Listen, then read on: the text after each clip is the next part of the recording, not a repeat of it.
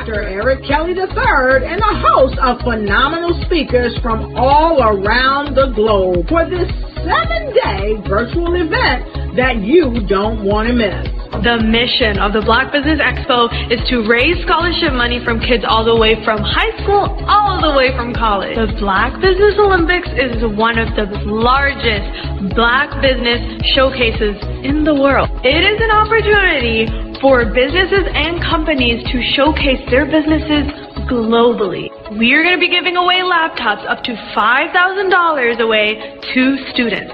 Again, I'm Olivia Appleberry, the founder of 2 Cents Finance and one of the speakers for the expo. I am so excited to see you there. For more info, go to www.blackbusinessexpousa.com or call 919-308-9090 and hope to see you there. I am Black Business. From the moment I wake until the time I sleep. Yes, I am Black Business. I am Black Business. Tell me, are you Black Business? I am Black Business. Do you support Black businesses? Listen, I support Black business because I am Black Business. Black Business Expo, one of the largest business showcases in the history of Black business in the world. The world! Sign up today at www.blackbusinessexpousa.com or call 919-308-9090. I am Black Business. I am Black Business. From the moment I wake until the time I sleep, I am Black Business. I am Black Business. Are you Black Business? I am Black Business. Do you support Black businesses? I support Black business because I am Black Business. Black Business Expo, one of the largest business showcases in the history of Black America in North Carolina. Black Business Expo, one of the largest business showcases in the history of Black business in the world.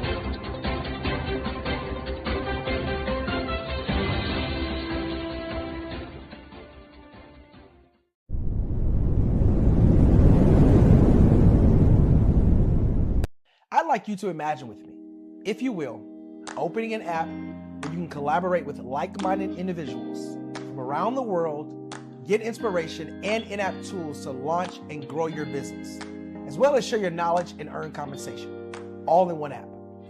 Well, the name of that app is Truso, short for Truly Social. Hi, I'm Matthew Newman, the founder and CEO of Truso, a new concept in social media.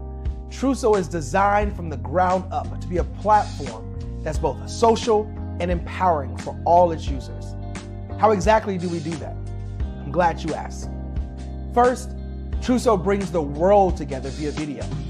Psychologists assert that video provides a significantly more effective connection than audio only. When you enter a community on Truso, you're face to face. Second, on Truso, you don't have to have 1 million followers to monetize.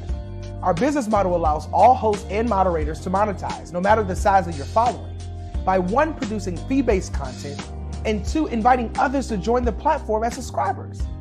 Even more, Truso has an in-app resource library with over 100 free resources, forms, and documents to help you build your brand and grow your business. Third, Truso is inclusive. The deaf and hard of hearing communities make up 360 million people worldwide. Unlike audio-only apps, Truso embraces this community, providing a networking platform that allows them to participate via video and closed captioning. We even have a deaf and hard of hearing foundation in the works as well. Fourth, Truso is both social and safe. We refer to Truso as a virtual extension of the beauty shop, barbershop and brainchild of the community. A place where there's laughter, along with wisdom, growth-oriented conversation, and genuine connections in a safe space. Trousseau even has proprietary security to ensure we maintain a safe environment for everyone. Where are we at now? Trousseau is live, y'all. We've launched in beta and we're acquiring users daily. We have an incredible development and marketing team, plus amazing celebrity influencers at the table, helping us spread the word around the globe, beginning within the African diaspora and beyond by creating a safe space for growth, connection, and collaboration. We're truly excited about Trousseau. We've created something special for which there is a global market. And we invite you to embark on this journey with us as a shareholder. The future for Trousseau is truly bright. Join us and let's go there together.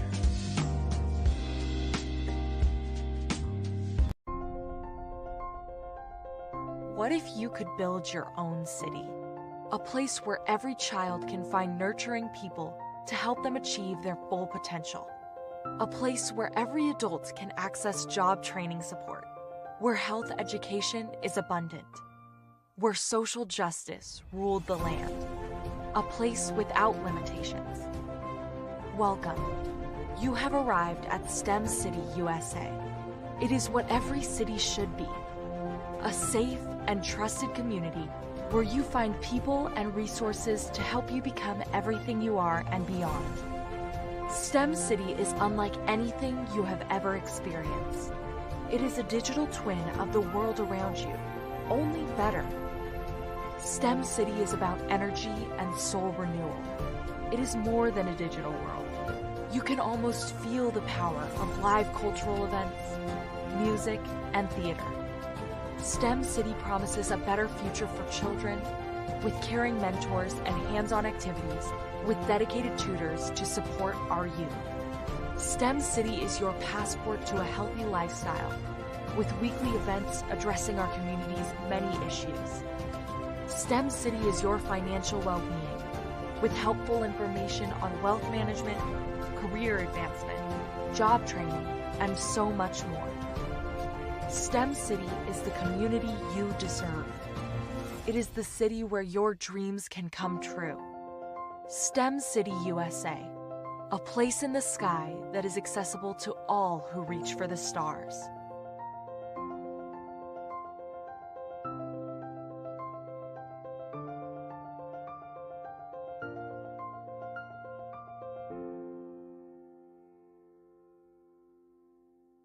The Black Business Expo's mission is to raise funds for high school seniors going to college or K-12 entrepreneurs. This expo is a fundraiser for students. Please, you may go to www.blackbusinessexpousa.com to donate to the scholarship fund or use the Cash App at $BBXUSA. Our goal is to give laptops and up to $5,000 to 10 students.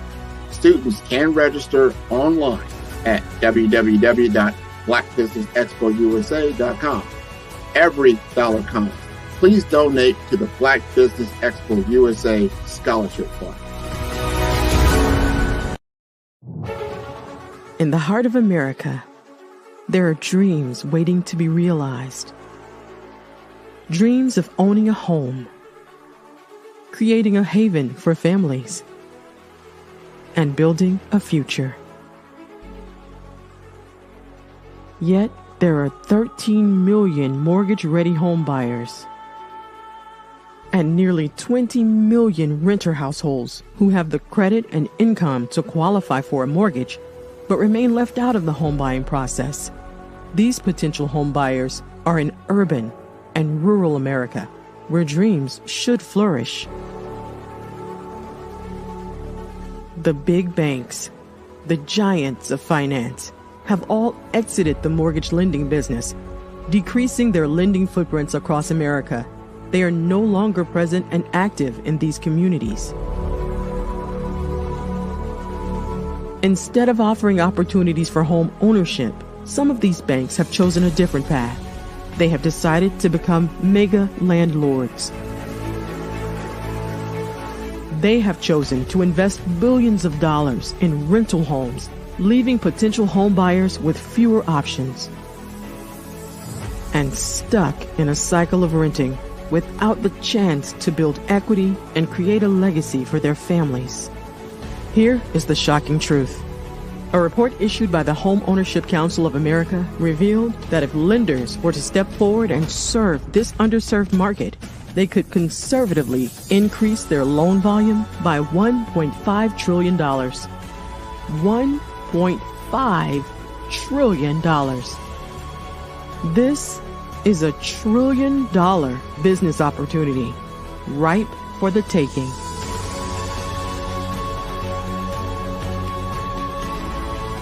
That's why I Have a Dream Home is here. We support the American dream of home ownership in urban and rural America. We believe in the power of social consciousness and the impact it can have on people's lives. Investing in urban and rural America is not just good business sense. It's a moral imperative. Our mission is clear. Become the go-to mortgage lender in these communities. Create a pathway to home ownership for all Americans, breaking the cycle of poverty by empowering families to build wealth, stabilizing our communities, and taking pride in our country. I Have a Dream Home. Unlocking dreams, transforming communities, and rewriting the story of American home ownership. For more information, scan the QR code or visit our website at www.ihaveadreamhome.gold. Hello, my name is Kiasi Helm and I'm 14 years old. I think my genius would probably have to be setting goals and achieving them. I say this because ever since I was young, I always wanted to be an author, and at age 11 I ended up achieving this. But not only did I end up becoming an author, I ended up becoming a public speaker, a publisher, a business owner, all these great things. The name of my business is Written by Kids Publishing Company. I decided to start this company because I thought it was important for me to help kids my age express themselves through literacy and just achieve their own goals. Because to me, achieving goals is the best thing in the world to feel. It's you just achieving things and aspirations that you set for yourself. And I know that everybody is capable of this, because even if you don't end up achieving the goal, you still tried your best, and that's the most important thing. And everybody is capable of this because genius is common. Thank you. Did you know women represent just 3% of Fortune 500 CEOs and less than 15% of corporate executives at top companies worldwide? Have you wondered what the secrets are to getting into the top ranks, whether in the private or public sector? Do you want to figure out how to stop being held back in your career or passed over for promotion? Then you're in the right place. Hi, I'm Dr. Madeline Ann Lewis, President and CEO of the Executive Women's Success Institute. I have decades of experience in the military, the federal government, and corporate America, and my mission is to help women succeed and tap into their full potential. I want to reach 1 million plus women around the world to become the leaders they are meant to be. So if you want to move into a management or executive level position, or maybe you are a female veteran transitioning out of the military into business entrepreneurship, then reach out to the Executive Women's Success Institute at 301-693-3284. Let us get you on the fast track to success.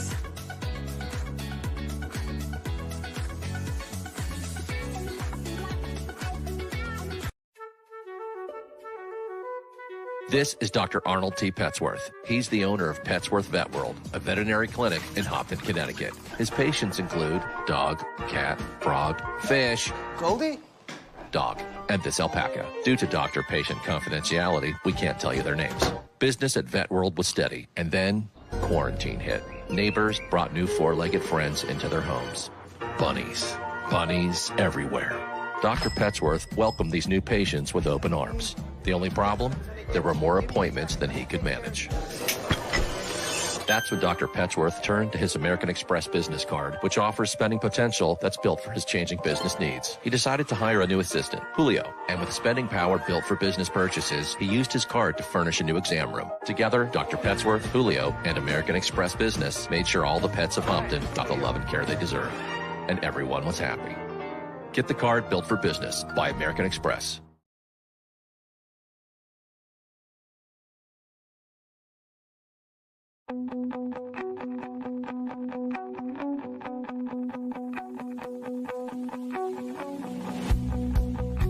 I am Black Business. From the moment I wake until the time I sleep. Yes, I am Black Business. I am Black Business. Tell me, are you Black Business? I am Black Business. Do you support Black businesses? Listen, I support Black business because I am Black Business. Black Business Expo, one of the largest business showcases in the history of Black business in the world. The world. Sign up today at www.blackbusinessexpousa.com or call 919-308-9090. I am Black Business.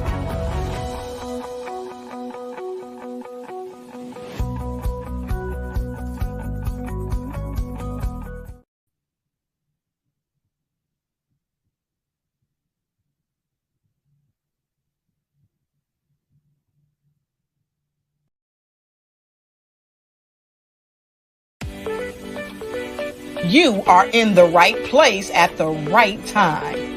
The Black Business Network opens again for its Black Business Olympics, a 24/7 broadcast on business, strategies, global branding, social media marketing, finance, advertisement, and much, much more.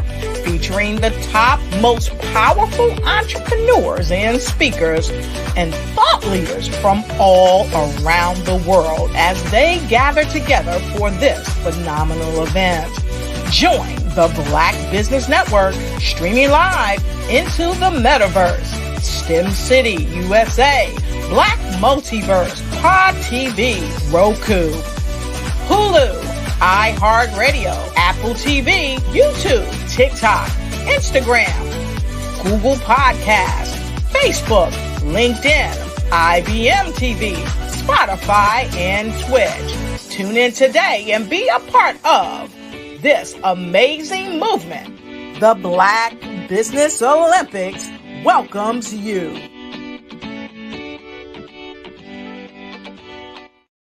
The Black Business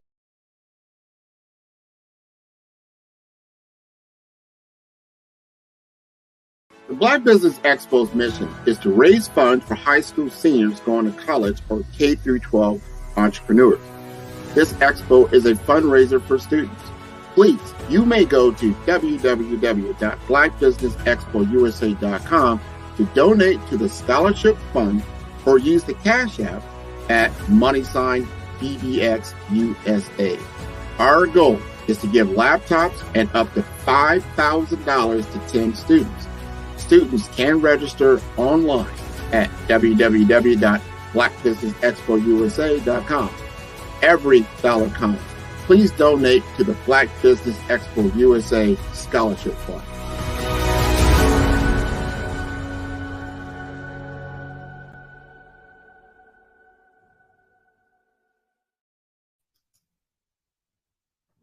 Hello, good afternoon. I hope you're doing well.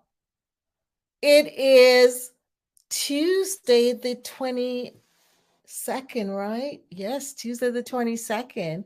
And I'll be your moderator for today. My name's Angela Baptiste, and we'll be talking with some wonderful people today and getting to know and learn more about their business. So I look forward to a great day. Now,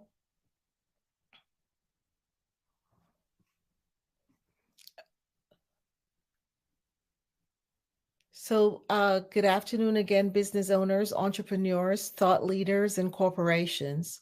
Welcome to the Black Business Network. My name is Angela Baptiste, and I'm your business moderator for this afternoon on the Black Business Network.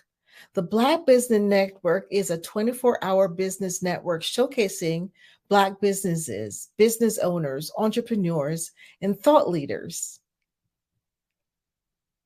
We have speakers from North Carolina, London, Singapore, Africa, Japan, and cities all over the United States.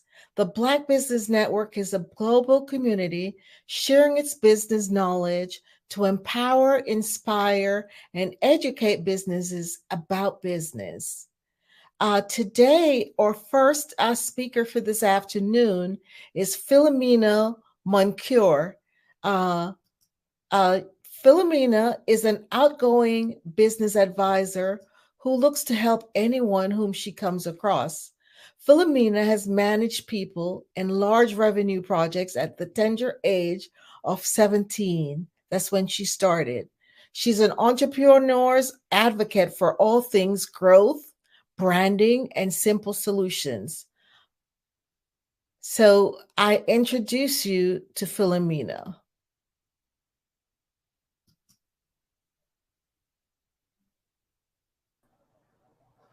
Hi, Angela.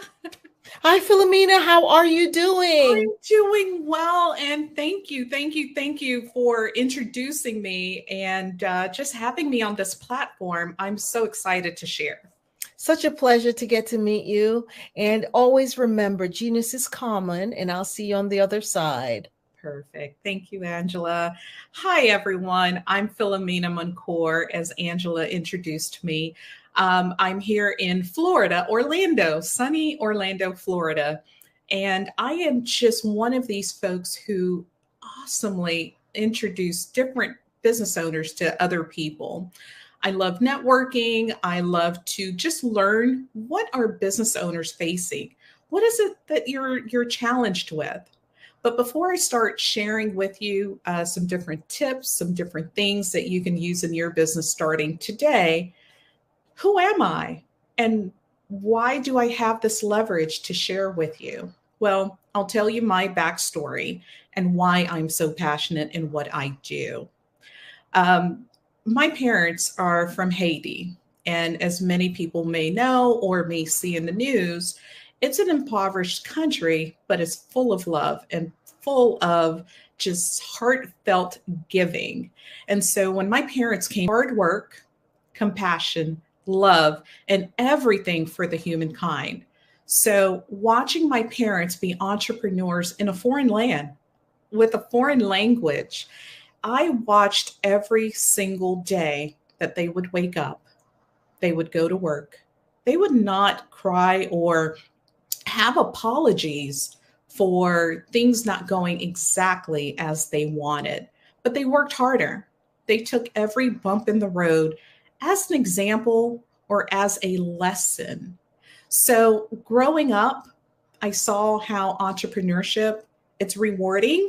However, it's very, very challenging. So in high school, I wanted to just get my hands into small business and learn as much as I could. So therefore I can help my parents. That was the big goal. The big goal was to help mom and dad. Ultimately, I fell in love with helping small business owners. Now, my very first job, I'll tell you, it was working a Super Bowl at the stadium in Miami, Florida. Now, the one thing I learned is the value of a commodity, being able to give an item to someone and they would pay me in cash and they would pay for that service, whether it was pizza or hot dogs or whatever it was.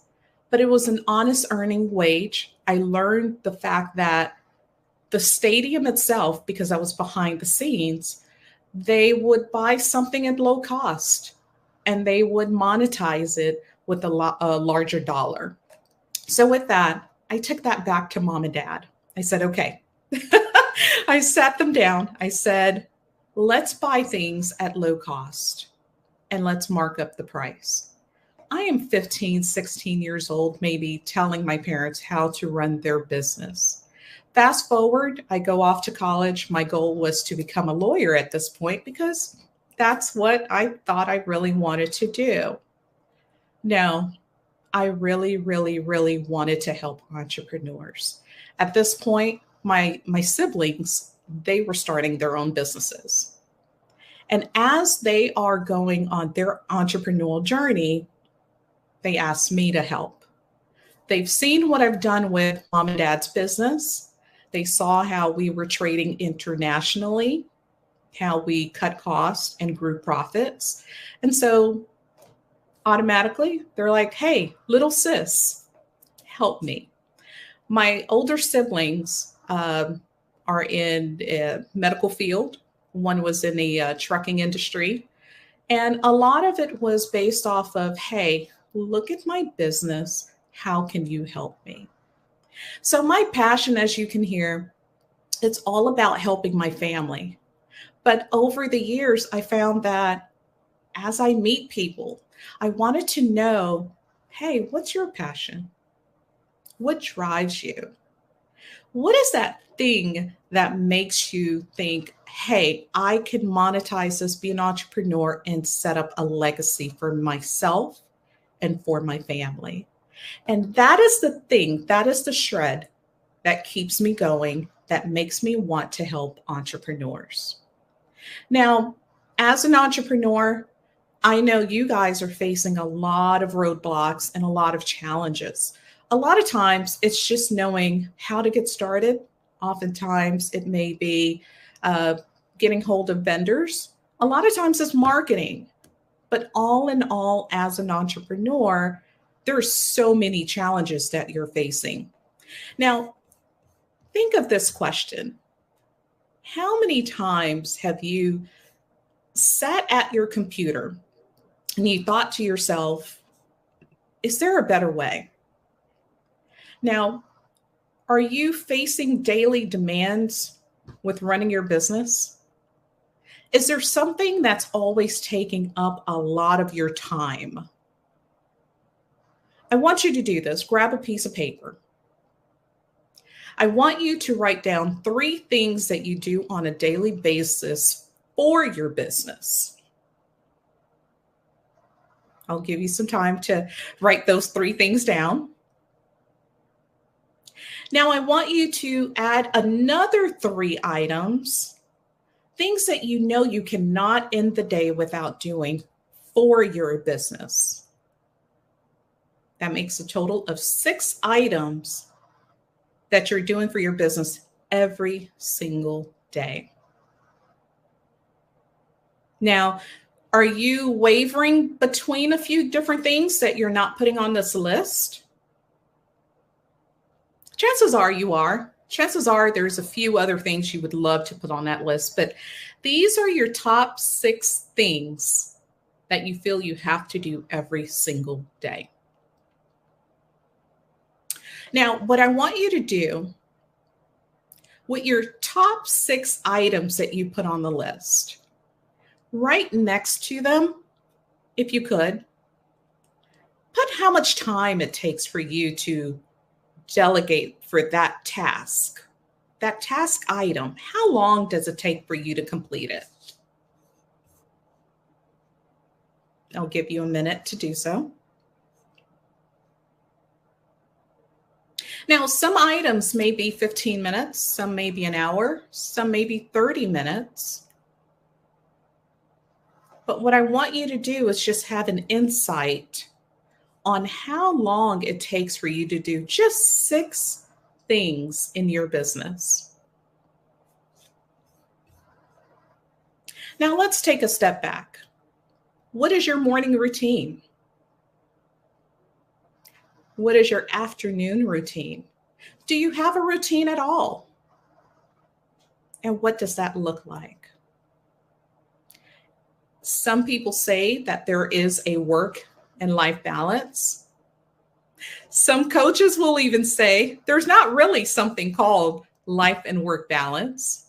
But as an entrepreneur, You're always trying to balance multiple parts of yourself and your business and your family and everything else that's involved in your life. Now, looking back at your list, do you feel like there's some other things you may have put on that list instead?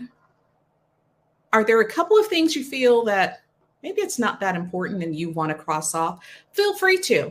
Feel free to. The goal of this exercise is to identify some of the things you find that are extremely important that you must do every single day. Now, that was a very generic list. I want you to create another list here right at the bottom of your page, or even on the other side of your paper.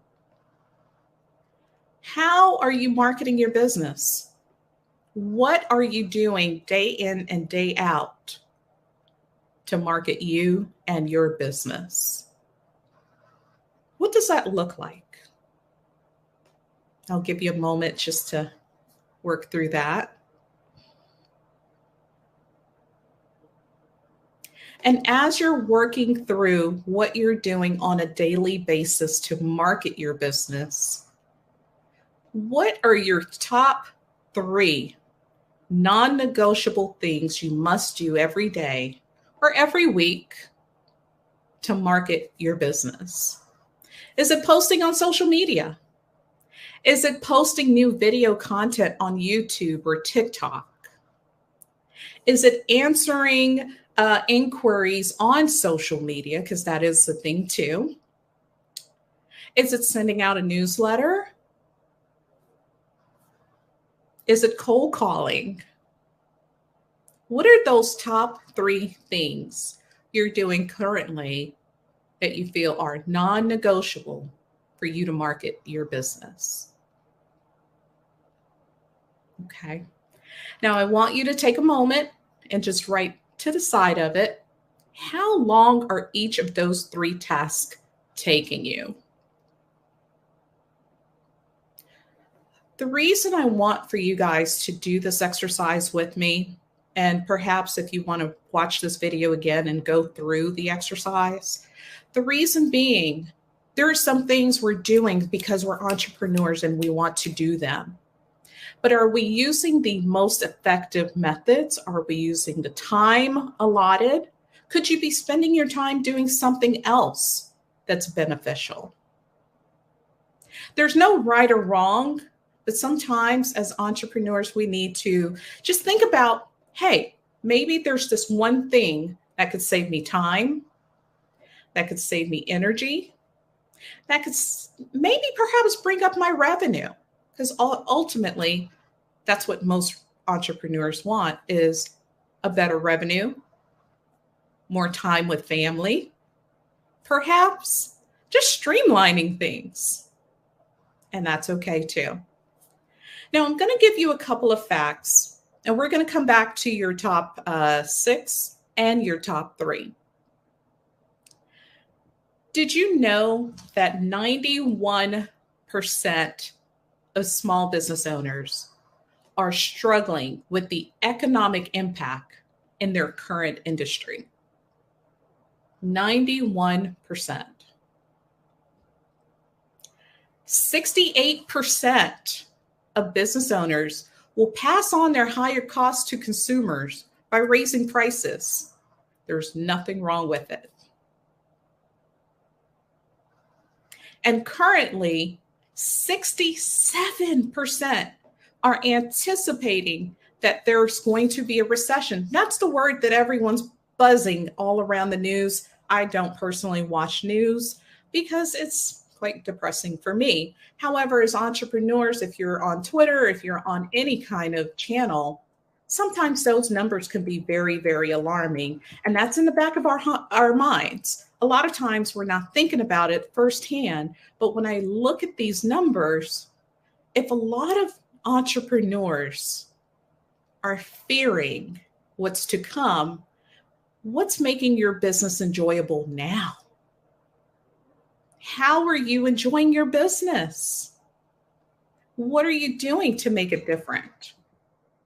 Now, a lot of folks when they're in their business, they're working on the business and they're not enjoying it. But they're looking for a few different things. One, they're looking for ways to market their business better. They're looking for ways to reach a bigger audience. A lot of business owners are looking for ways to use now technologies like ChatGPT or even automating some of their tasks. Now, we're finding that 38% of business owners who are now leveraging technology are doing better. They're booking more. They're able to get repeat clients. They're able to respond to their clients quicker. Now, going back to the list that we originally talked about, those top 6 things. I'll share with you what some of the top 6 are for a lot of business owners. 1 is phone calls back or responding to email. 2, and these are the top 6 things that they have to do in their business to be profitable, to be successful, to feel as if they have a handle on their company. So 1 is responding to phone calls and emails. Number 2 is posting somewhere on social media. And when we talk about posting, and I'll cover that in a second, it's not necessarily all the channels that they need to, but it's whatever they're comfortable with. It may be Facebook, it may be Instagram, but they're posting on at least one social media channel. And the third thing or task that a lot of business owners feel that they must do on a daily basis is actually do an outreach. An outreach could be a newsletter. It could be cold calling. It could be just reminding people that, hey, you looked at a product of mine or you have a quote for a service. I haven't heard from you. Now, when we talk about the entrepreneur's journey and how business owners are figuring out a way to do things, technology should be your best friend at this point. It's not going backwards. As much as we would want to put the genie back in the bottle, it's here to stay. It's here to stay. So what technologies are you using currently? Are you following trends? Or are you looking at individual technologies to help you and your business based on what your needs are? Now, that in itself could be very complicated, convoluted, confusing, scary, all of these negative words, but here's what I want to share with you. There are some platforms today that simplifies your entire day. Yeah. It will simplify your client contacts, all of your messaging, your social media, your books, what's coming in, what's going out, what's out there that's floating that hasn't been paid. There's a lot of technology. I just wish that our Black business owners would not be so afraid of technology. The caveat is not to have so many systems in place. The old adage of having too much of one thing, too much technology can be a hindrance, but the right technology could be a blessing. Could be a very good blessing to you, your business, your growth, and your bottom line. Now, let's talk about social media for a second. Ooh, that's social media. Some people love it. Some people despise it. Some people, they figure, hey, it's here to stay. I might as well try it. But are we monetizing it? Are we utilizing all the tools that are in front of you? And for some, it's just a platform. It's just a place to post, but it doesn't generate revenue. Now, here's the thing I'll tell most Black business owners. Posting is great.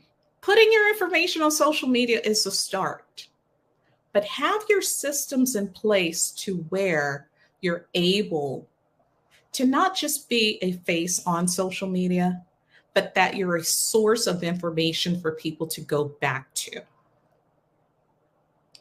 Give more than you're asking. That would be my number one tip. Give more information, give video, give content on things that people can do to resolve an issue that they may have within your line of business. For example, carpet cleaner. Carpet cleaner, he says, hey, give me a call. I'll clean all your rooms for $99. Great, no problem. But the carpet cleaner who tells me, hey, you can use 7-Up and baking soda. I'm just making this up. This may be entirely wrong. But for the cleaning spot, here's what you can do. Now, because I'm a consumer who looks at this carpet cleaner as not someone who's trying to sell me all the time, but who is giving me valuable information, I am now looking at this business as a trusted advocate, a trusted company that I should do business with in the future. Now, I can also take that content as a consumer and I can share it. That little piece of advice, that DIY of how to clean my little spot on my carpet, it may go the furthest than that carpet company asking me to do business with them. Now, as the entrepreneur, posting is great. However, add value. Automate some of your add value content. Now, let's see if I can share my screen with you guys. And hopefully I can give you a few more nuggets that could be very, very beneficial. And as I'm pulling up my screen, take a look back at your list. And let's take a look at how your day-to-day, what does that really look like? And let's share my screen.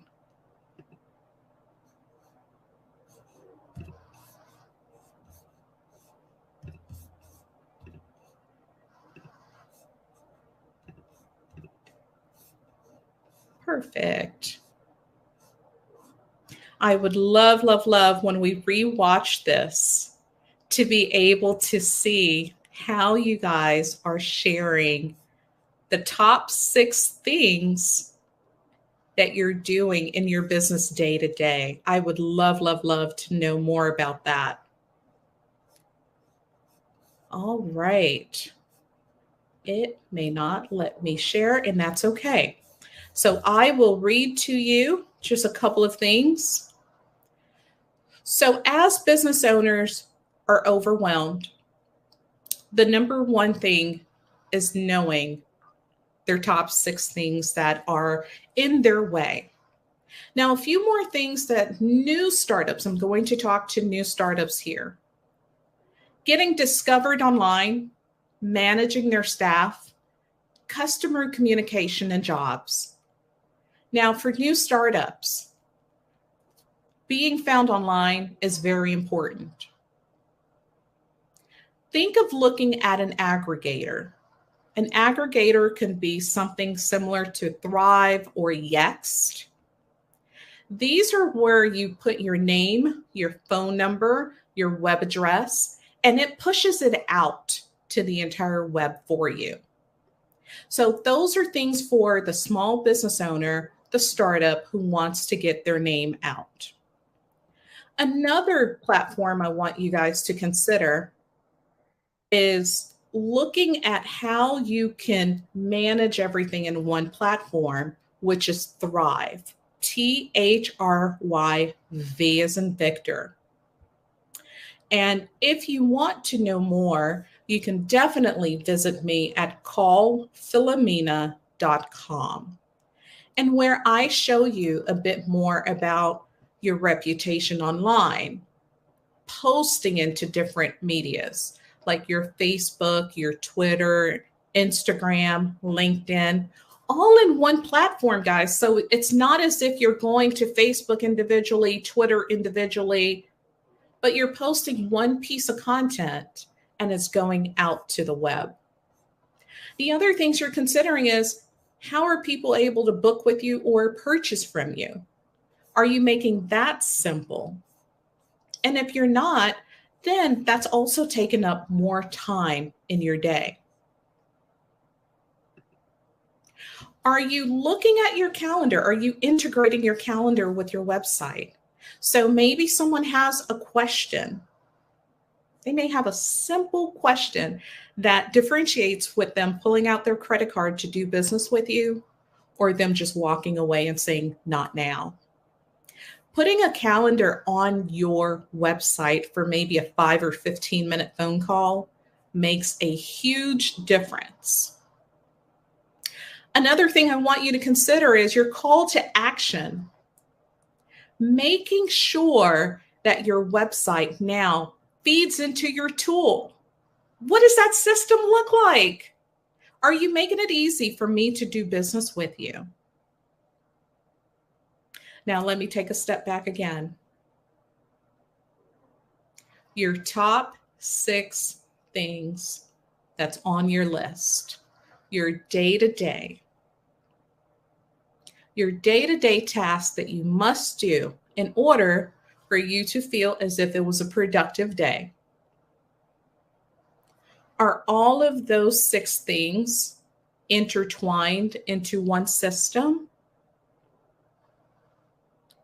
Are they spread out? Are they sporadic? Are they built into your website? Is it all around marketing? What does that look like?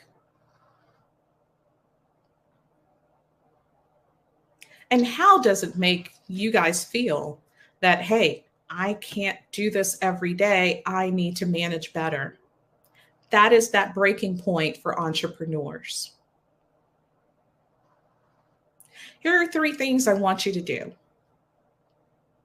I want you to take a look at the list that you've written down. And if you haven't, that's okay. Take the time to do so. You owe yourself the exact moment of knowing, hey, can I do better? And can I make this a better business?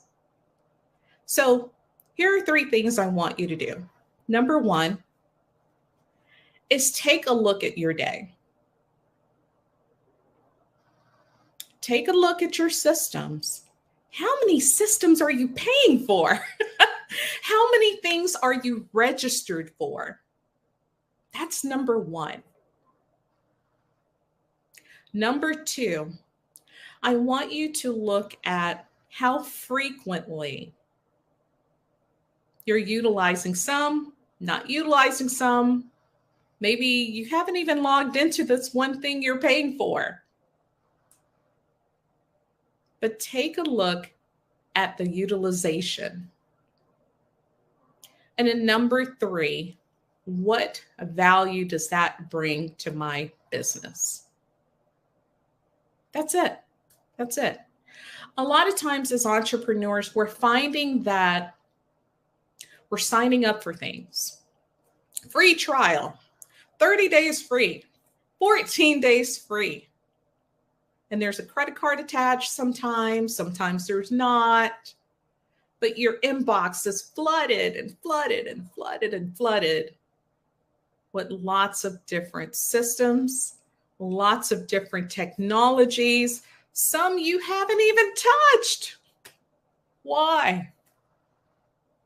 Is it something new? Is it something someone referred you to? Is it an ad you saw on Facebook, perhaps? Stop signing up for stuff. I will be that big sister of yours to tell you, stop signing up for things, especially if it's not helping you, especially if you're not utilizing them. It's just taking up space. It's an extra email you have to delete. It's an extra something you're going to have to unsubscribe to at some point. Now, what if I told you that there's a technology?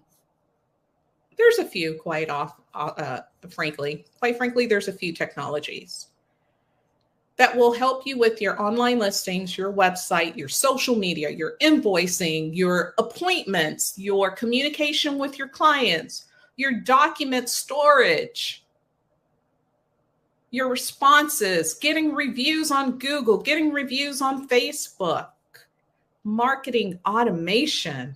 Ooh, big fancy word. What if I told you there's systems that can do all of that in one dashboard without you having to clutter your emails, sign up for this for 30 days? What if you were able to manage the help that you have in your business? Maybe it's a VA, maybe it's your staff. You're able to delegate different tasks to different people. How much time would that save you? Better yet, how much money would that save you?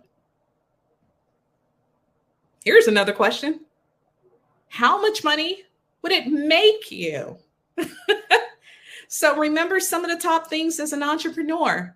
It's saving us time, saving us money, and making us money. To me, those are some of the top 3 things for entrepreneurs that they're always talking about when it comes to marketing or even software or systems. Is who can save me time, save me money, and help me grow my business. Now, as you're looking around the internet and you're looking for systems, some of the things I want you to consider are going to be a few different things. Number 1, look to see how they integrate with other systems. Are they on the Google Play Store? Are they on the Apple Store? The reason I want you to consider that is because they go through rigorous testing for security. Apple does not want a software on their platform if it's not secure. Number 2, does it play well with social media, your Facebook, your Twitter, your Instagram? Google My Business. Does it play well with that? Thirdly, I want you to think about, how am I going to use this system? What are the top 6 things from my list that it's going to solve? Because again, I don't want you signing up, getting new systems, putting things into place if it's not going to solve anything. And lastly, see what it's going to replace in your day-to-day. Meaning, does it take it off your list? Does it take it off your desk? Does it make your life easier? Now, a lot of people will ask, Philomena, I don't know what to use. That's okay. There are tools out there who can help you, and I can certainly help you figure out what's best for you. What's best for one business is not necessarily the best tool for the next company. Every company is different. Every business owner is different. All of your goals are different. So look at what's going to be best for you. One of my favorites, I'm a little partial to it, it's Thrive. I love this software for what it can do, what it does for business owners, which is grow revenue and save time and save you money. I'm going to share just a few numbers with you that I think you'll appreciate. So with the Thrive software, in just 60 days, we were able to see a 25% increase of new clients. 25% more new clients. What business owner couldn't use that? In that same time frame, we saw 61% new clients appointments booked.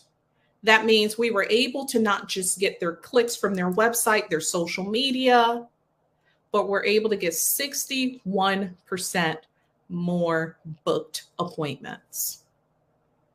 And then in over a year, 86% more revenue through those same bookings. So it's not just that they booked an appointment, but there was also some nurturing that happened.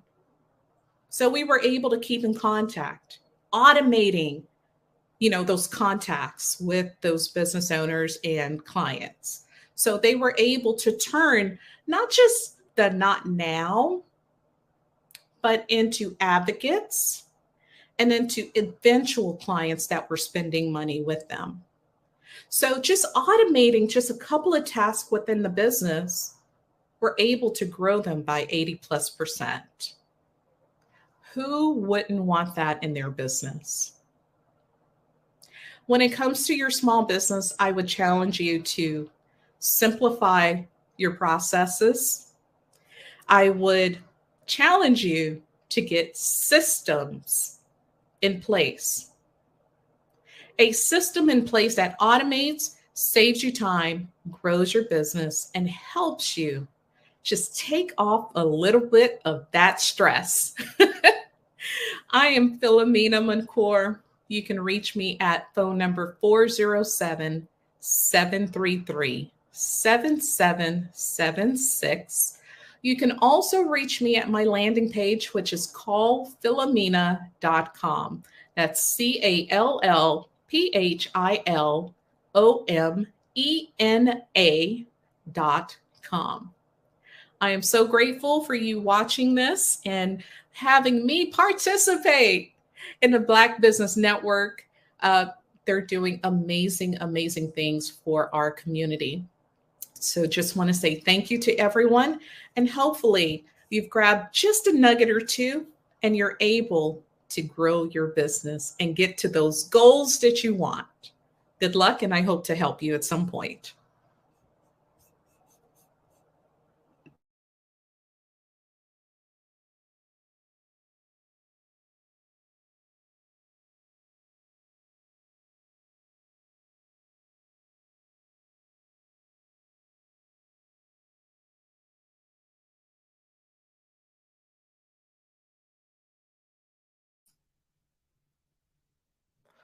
Thank you, Philomena, for giving us this wonderful tips. Mark for marketing our business as entrepreneurs. What a blessing. That is a great information that we could all use. So thank you so much.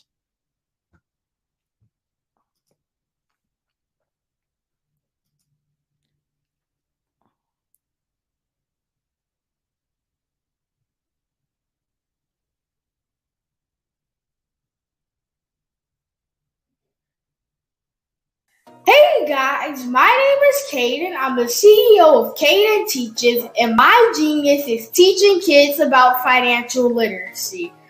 Throughout my financial products, such as my financial flashcards, my activity book, and my newest project, my financial bus, which I bought. And on the bus, it has a mock bank where kids will learn how to deposit and withdraw money, a mock grocery store where kids will be able to learn how to have a family budget, and a mock stock exchange where kids will even be able to learn how to invest in stocks. Now, I decided to start teaching kids about financial literacy because I find that most kids graduate high school without even knowing the basics about financial literacy.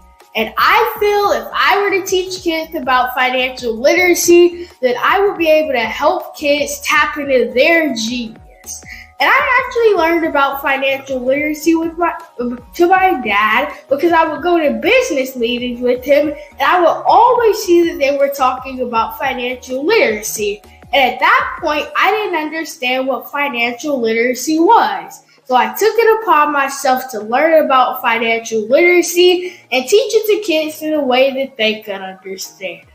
But I want you guys to help me help kids tap into their genius by going to my website, cadenteaches.com, and you can sew into me in my financial bus by going to my GoFundMe link. And remember, if Caden can, you can too. Because genius is common.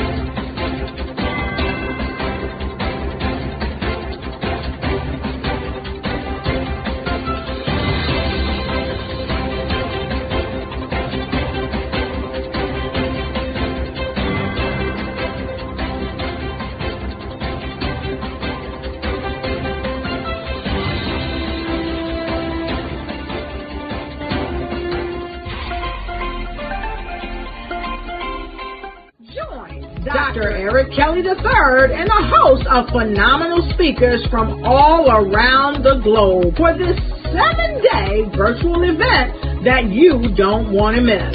The mission of the Black Business Expo is to raise scholarship money from kids all the way from high school, all the way from college. The Black Business Olympics is one of the largest Black business showcases in the world. It is an opportunity for businesses and companies to showcase their businesses globally. We are going to be giving away laptops up to $5,000 away to students. Again, I'm Olivia Appleberry, the founder of 2 Cents Finance and one of the speakers for the expo. I am so excited to see you there. For more info, go to www.blackbusinessexpousa.com or call 919-308-9090 and hope to see you there. I am Black Business. From the moment I wake until the time I sleep. Yes, I am Black Business. I am Black Business. Tell me, are you Black Business? I am Black Business. Do you support Black businesses? Listen, I support Black business because I am Black Business. Black Business Expo, one of the largest business showcases in the history of Black business in the world. The world! Sign up today at www.blackbusinessexpousa.com or call 919-308-9090. I am Black Business. I am Black Business. From the moment I wake until the time I sleep, I am Black Business. I am Black Business. Are you Black Business? I am Black Business. Do you support Black businesses? I support Black business because I am Black Business.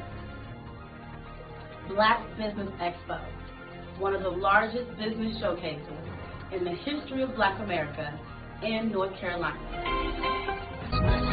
Black Business Expo, one of the largest business showcases in the history of Black business in the world.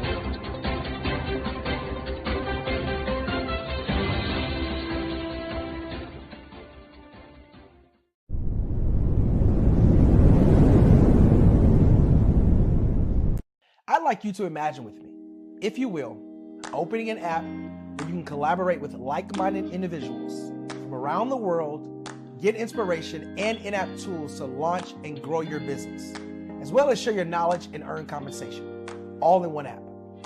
Well, the name of that app is Truso, short for Truly Social. Hi, I'm Matthew Newman, the founder and CEO of Truso, a new concept in social media. Truso is designed from the ground up to be a platform that's both social and empowering for all its users. How exactly do we do that? I'm glad you asked. First, Truso brings the world together via video. Psychologists assert that video provides a significantly more effective connection than audio only. When you enter a community on Truso, you're face to face. Second, on Truso, you don't have to have 1 million followers to monetize. Our business model allows all hosts and moderators to monetize, no matter the size of your following, by 1, producing fee-based content, and 2, inviting others to join the platform as subscribers.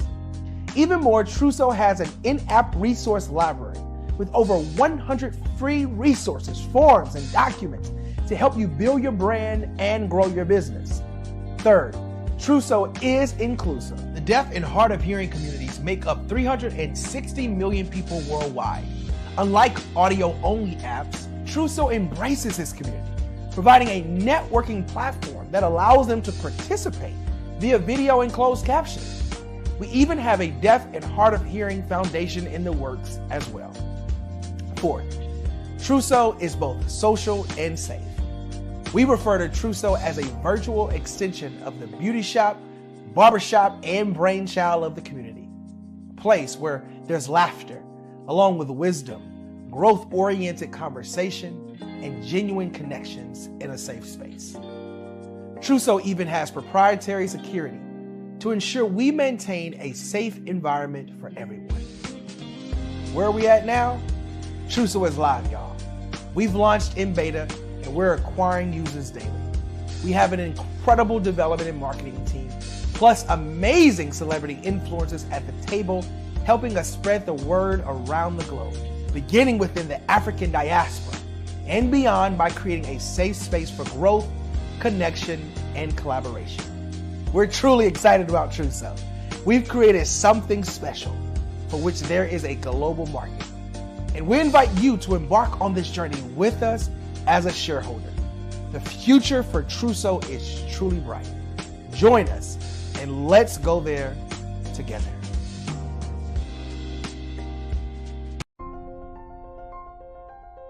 What if you could build your own city? A place where every child can find nurturing people to help them achieve their full potential. A place where every adult can access job training support. Where health education is abundant. Where social justice ruled the land. A place without limitations. Welcome. You have arrived at STEM City USA. It is what every city should be. A safe and trusted community where you find people and resources to help you become everything you are and beyond. STEM City is unlike anything you have ever experienced. It is a digital twin of the world around you, only better.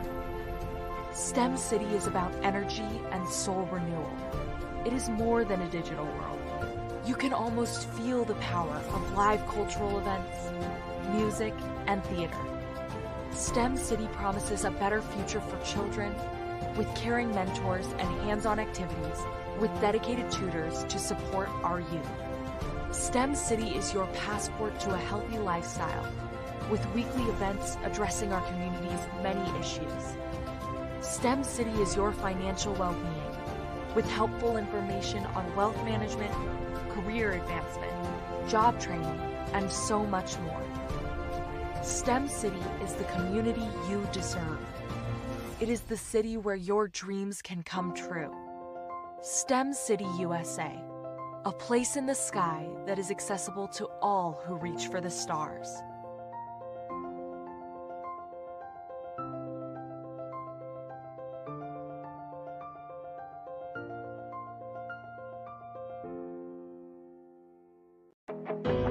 I am Black Business. From the moment I wake until the time I sleep, I am Black Business. I am Black Business. Are you Black Business? I am Black Business. Do you support Black businesses? I support Black business because I am Black Business. Black Business Expo, one of the largest business showcases in the history of Black business in the world.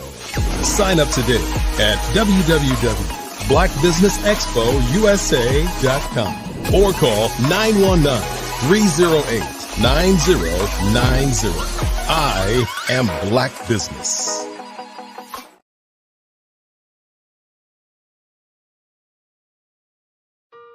Hello, this is Israel, and I am CEO of Daydreams Interactive and author of Princess Planet. So, genius is common, and as a kid, I loved to daydream. Even as an adult, I loved to daydream.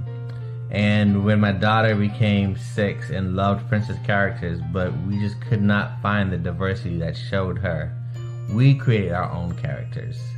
So, for instance, you have Princess Nulu right here. Princess Nulu is from Uganda, and her genius is that she loves to take care of animals.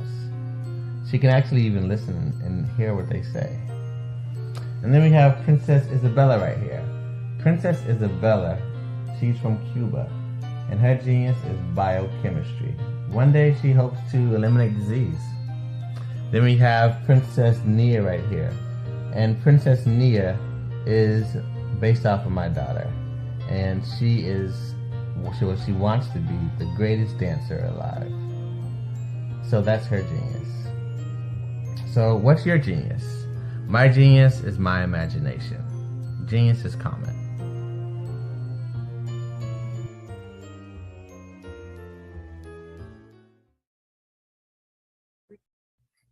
Hey, Ivanka Firaby here. I'm the founder and executive director of Beyond the Shackles. We're a nonprofit that instills hope in the incarcerated, disenfranchised, and their families. But we don't stop there, because what we know is that you don't have to spend one day behind physical bars to be in shackles in your heart and your mind. And we help people to rise up. What is my genius? I'm a life elevation coach and strategist. I'm a motivational speaker, and I help people to navigate the difficult terrain of adversity. Do you know that you can build the most beautiful masterpiece from the rubble that might lie at your feet from the most difficult of times? Well, you can. And I help people to walk out their God-given plans and find their genius. Why? Everybody has genius, because genius is common. Did you know women represent just 3% of Fortune 500 CEOs and less than 15% of corporate executives at top companies worldwide? Have you wondered what the secrets are to getting into the top ranks, whether in the private or public sector? Do you want to figure out how to stop being held back in your career or passed over for promotion? Then you're in the right place. Hi, I'm Dr. Madeline Ann Lewis, President and CEO of the Executive Women's Success Institute. I have decades of experience in the military, the federal government, and corporate America. And my mission is to help women succeed and tap into their full potential. I want to reach 1 million+ women around the world to become the leaders they are meant to be. So if you want to move into a management or executive level position, or maybe you are a female veteran transitioning out of the military into business entrepreneurship, then reach out to the Executive Women's Success Institute at 301-693-3284. Let us get you on the fast track to success.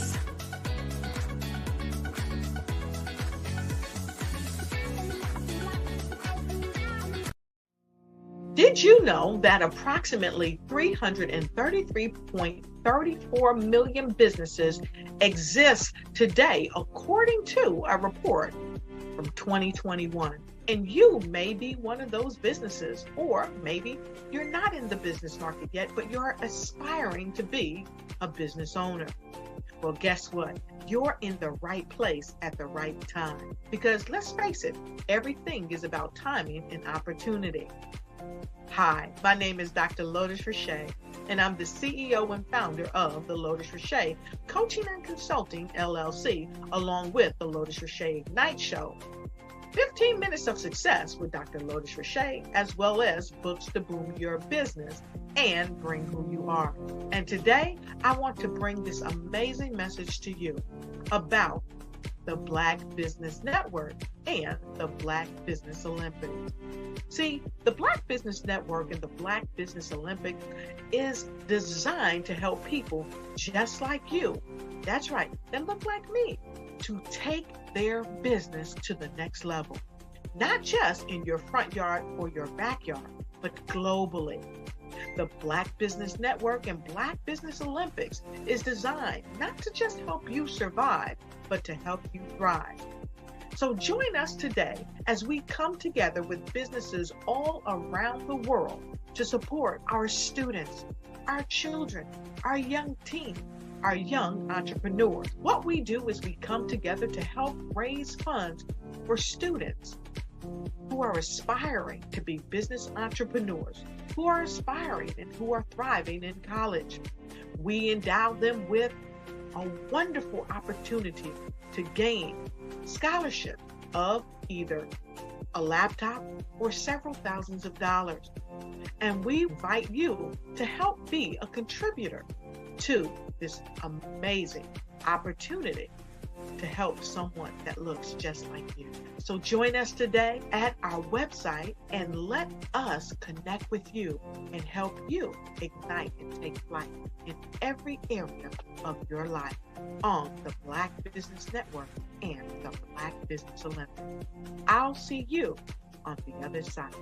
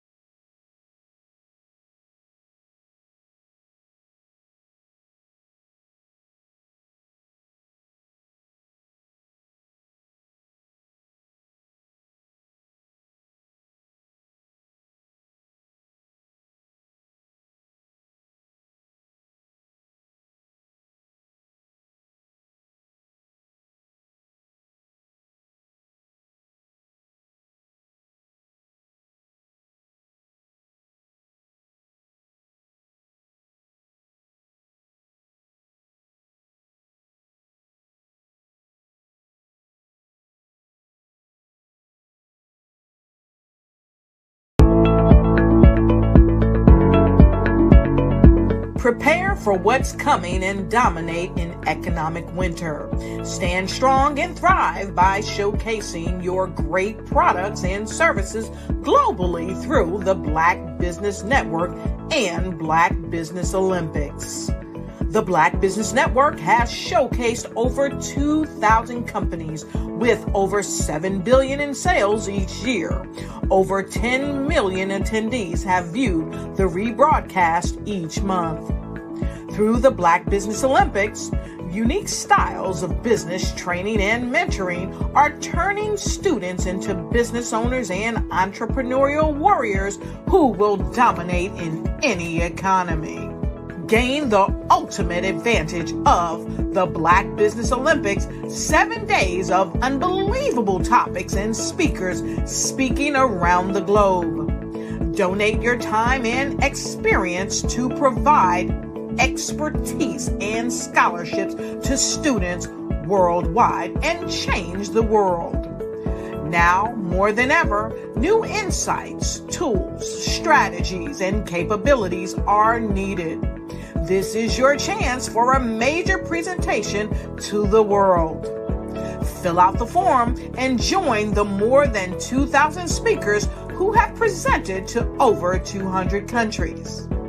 Join the Black Business Network streaming live into the metaverse, STEM City, Black Multiverse Enterprises, Hulu, Amazon, YouTube, iHeartRadio, Apple, Facebook, LinkedIn, Pod TV, IBM TV, Spotify, and Google Podcasts. Sign up today. Spaces are limited, and we will see you there.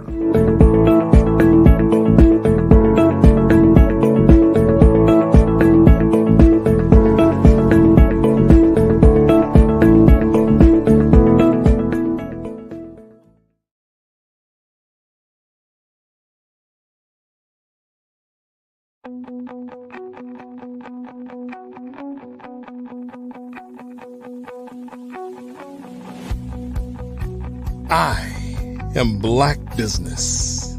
From the moment I wake until the time I sleep. Yes, I am Black Business. I am Black Business. Tell me, are you Black Business? I am Black Business. Do you support Black businesses? Listen, I support Black business because I am Black Business. Black Business Expo, one of the largest business showcases in the history of Black business in the world. The world! Sign up today at www.blackbusinessexpousa.com or call 919-308-9090. I am Black Business.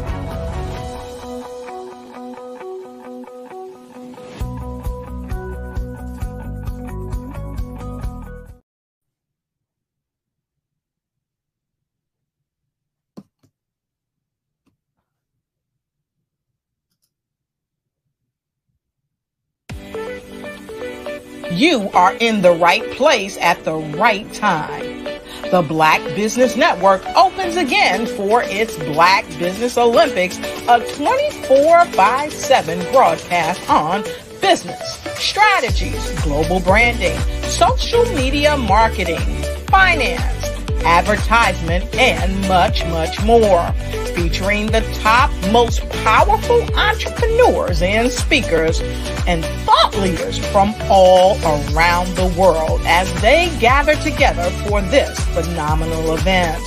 Join the Black Business Network streaming live into the metaverse.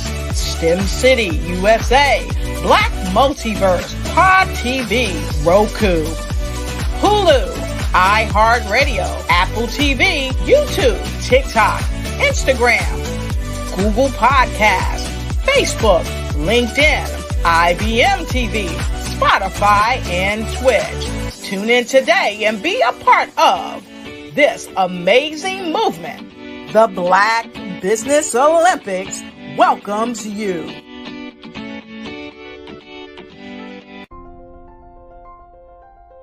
What if you could build your own city? A place where every child can find nurturing people to help them achieve their full potential. A place where every adult can access job training support. Where health education is abundant. Where social justice ruled the land. A place without limitations. Welcome. You have arrived at STEM City USA. It is what every city should be. A safe and trusted community where you find people and resources to help you become everything you are and beyond. STEM City is unlike anything you have ever experienced. It is a digital twin of the world around you, only better. STEM City is about energy and soul renewal. It is more than a digital world. You can almost feel the power of live cultural events, music, and theater. STEM City promises a better future for children with caring mentors and hands-on activities with dedicated tutors to support our youth. STEM City is your passport to a healthy lifestyle with weekly events addressing our community's many issues. STEM City is your financial well-being with helpful information on wealth management, career advancement, job training, and so much more. STEM City is the community you deserve. It is the city where your dreams can come true. STEM City USA, a place in the sky that is accessible to all who reach for the stars.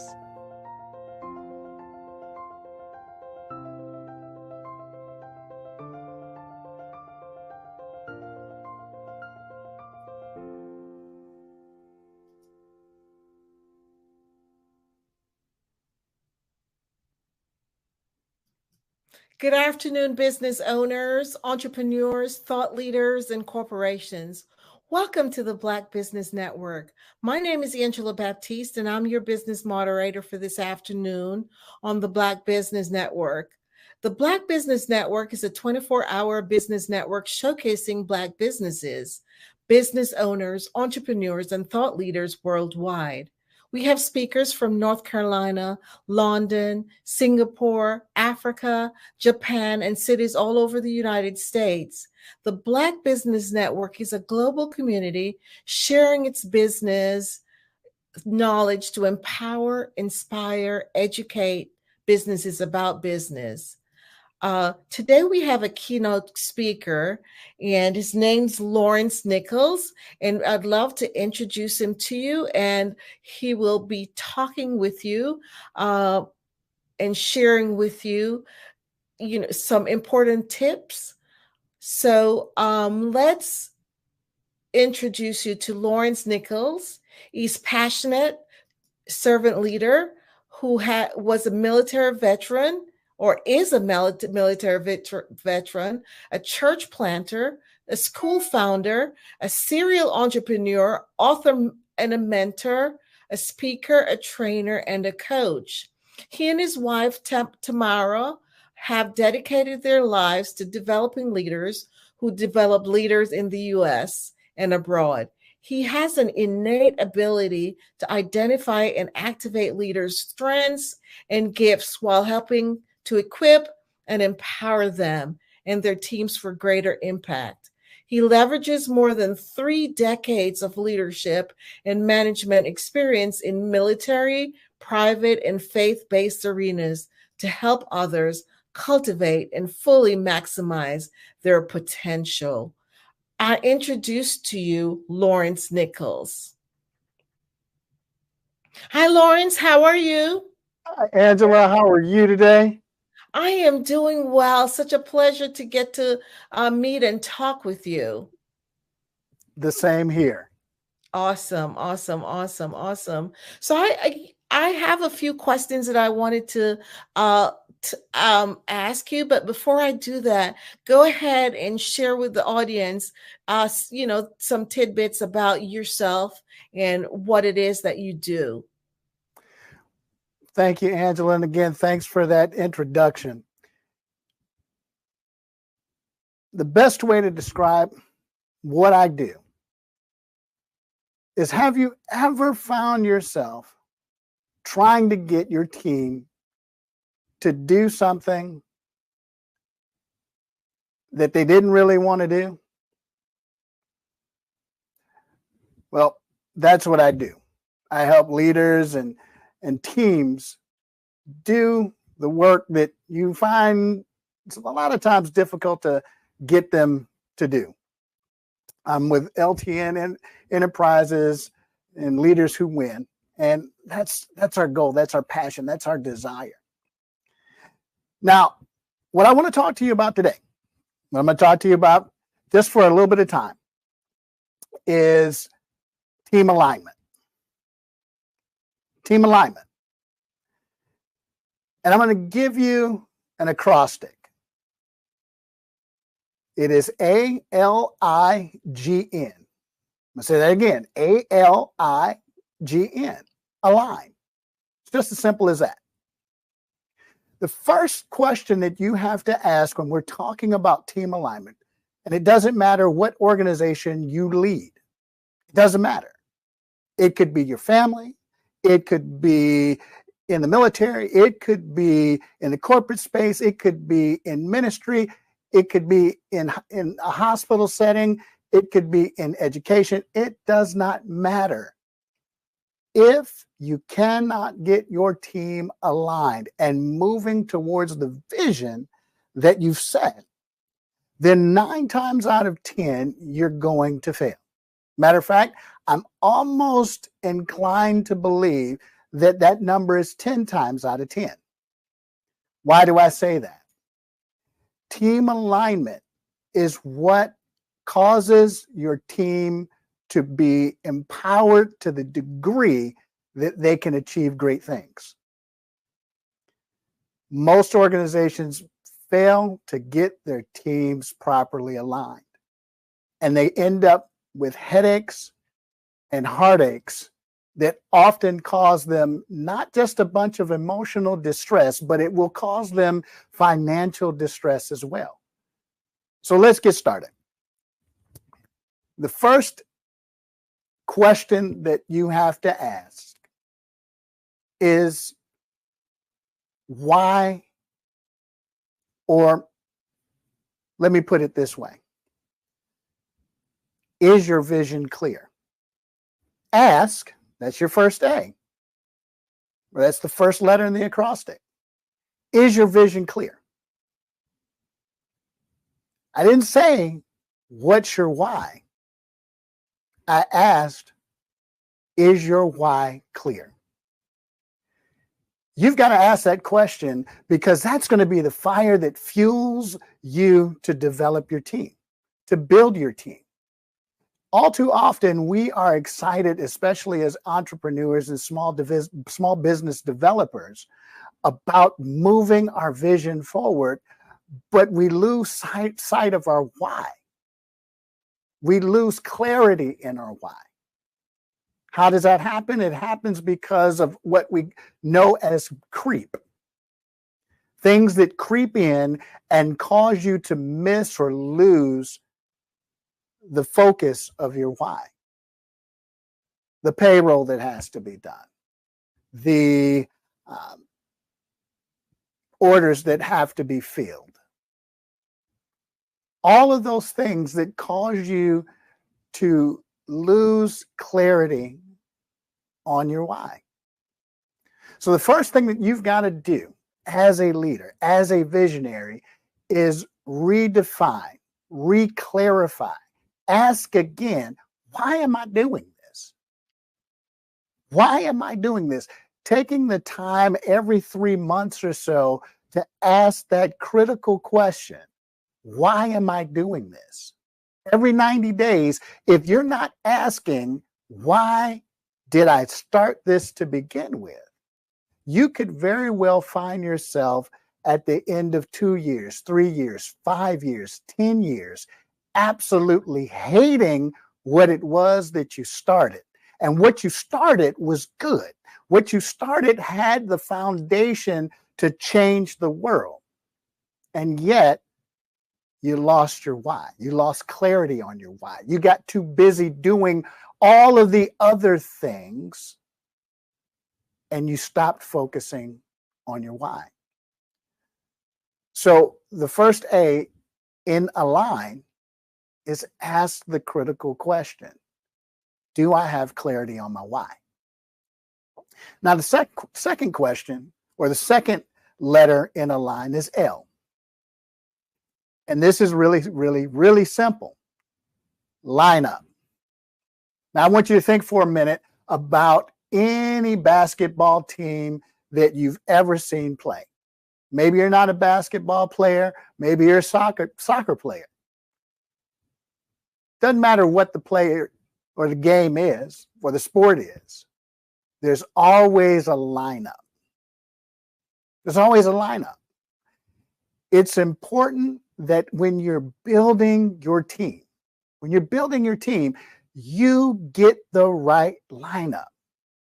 NBA franchises spend a lot of time and energy and effort and resources getting the right starting five, because they understand that if they get the right starting five, it will be the catalyst that will move them towards a potential championship.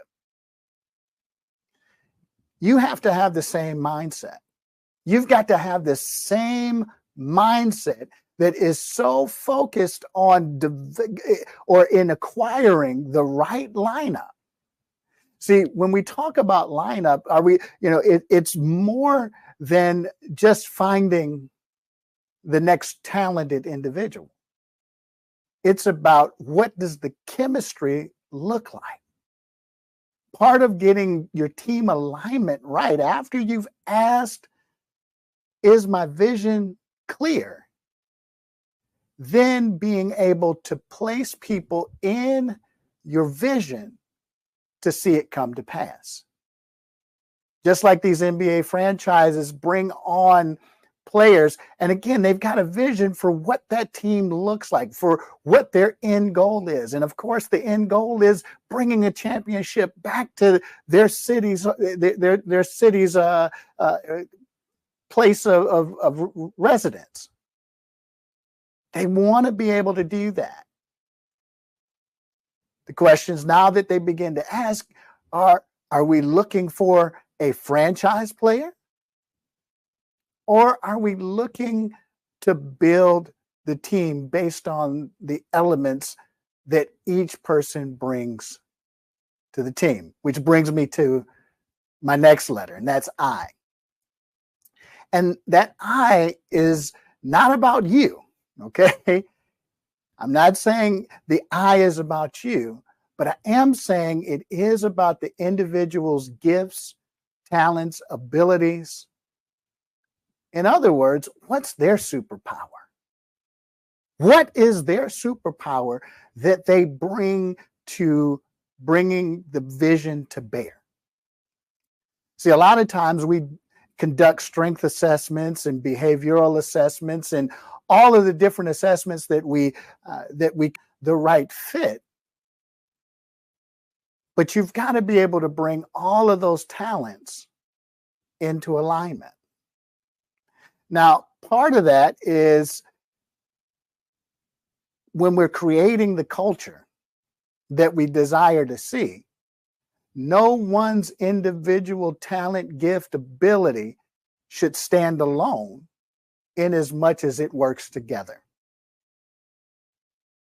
No one individual's talent should stand alone as much as it stands together.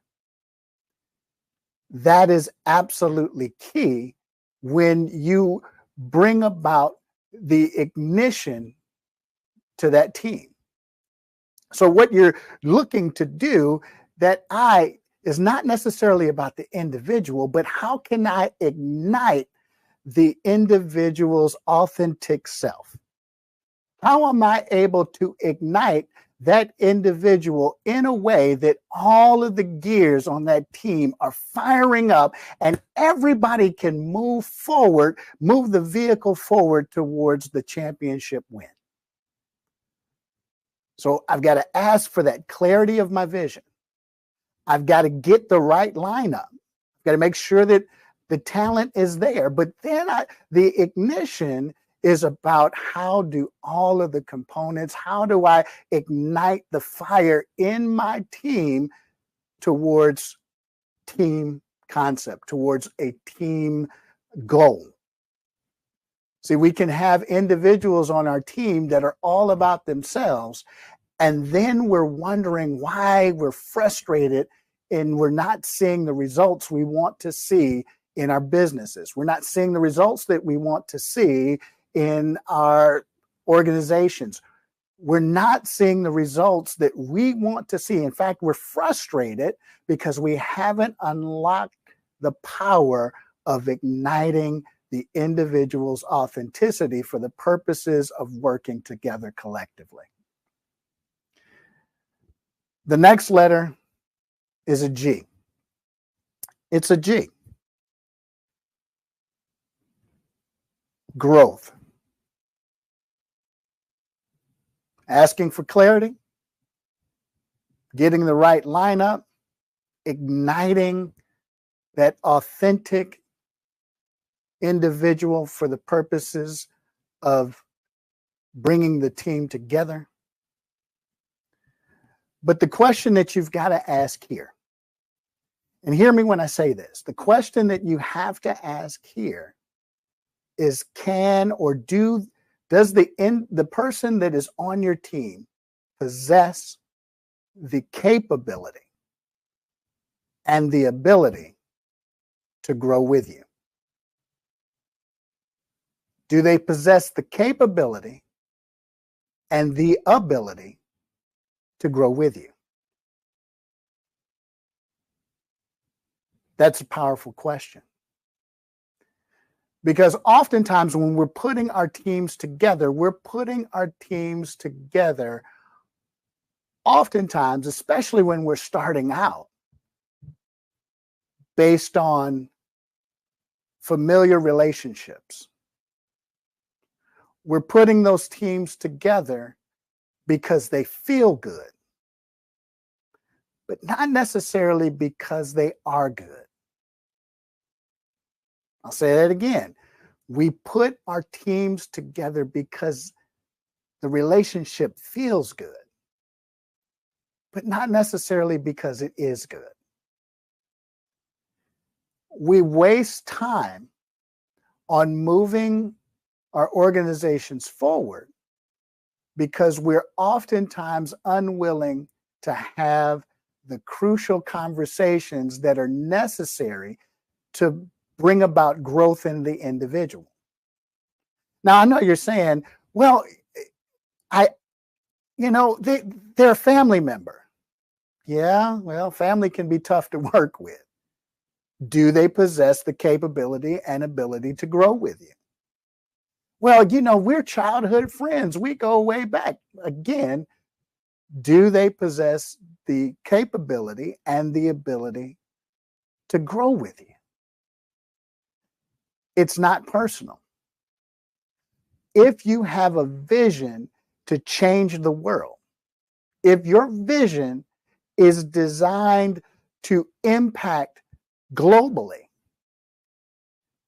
then sometimes you have to have that crucial conversation. Now, the people that are supposed to be on the team, they will possess the capability and the ability to grow with you.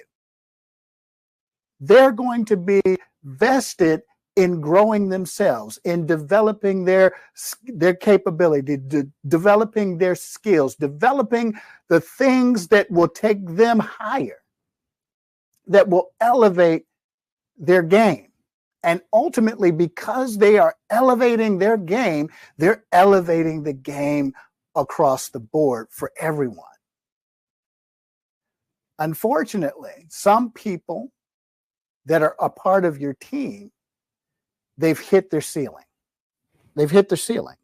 They can go no further. And we will allow our emotional attachment to the relationship hinder moving the ball forward. It hinders us from going into the next room, the next space, the next place that our business is supposed to go.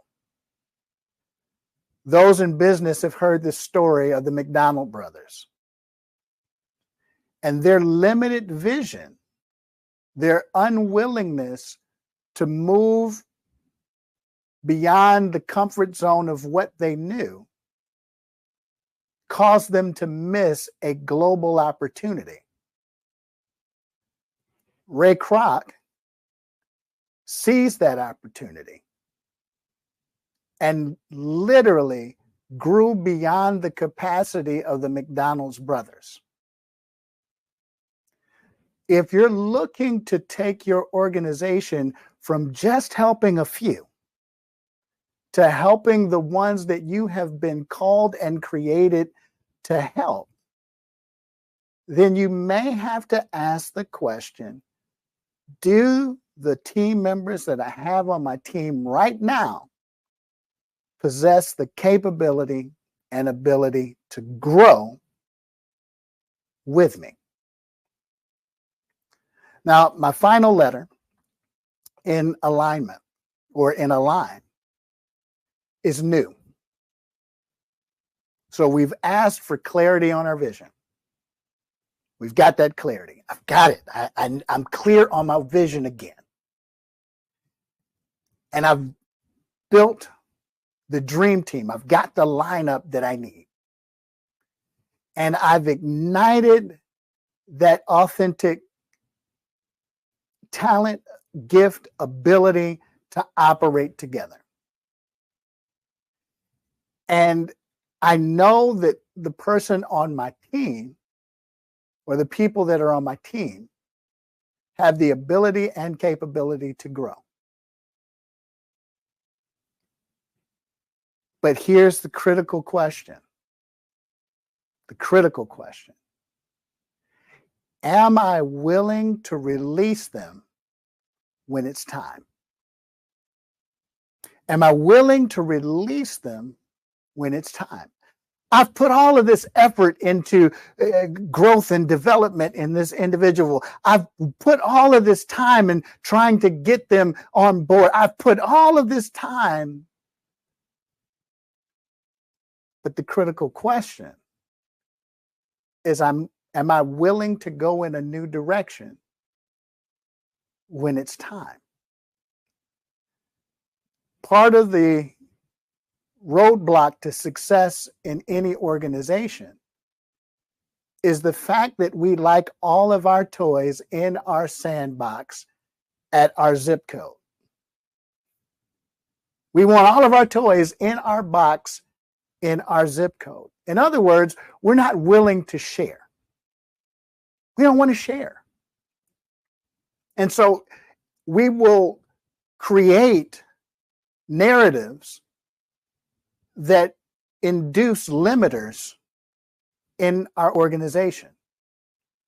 We say that we're global, but we won't allow the person that should be released into that new territory, that new region, that new area of business to move and flourish into that area. Why? Because we may have become more reliant on them than we should have, when in fact we should have been reproducing them so that we gave them space to grow into their next, to grow into their new.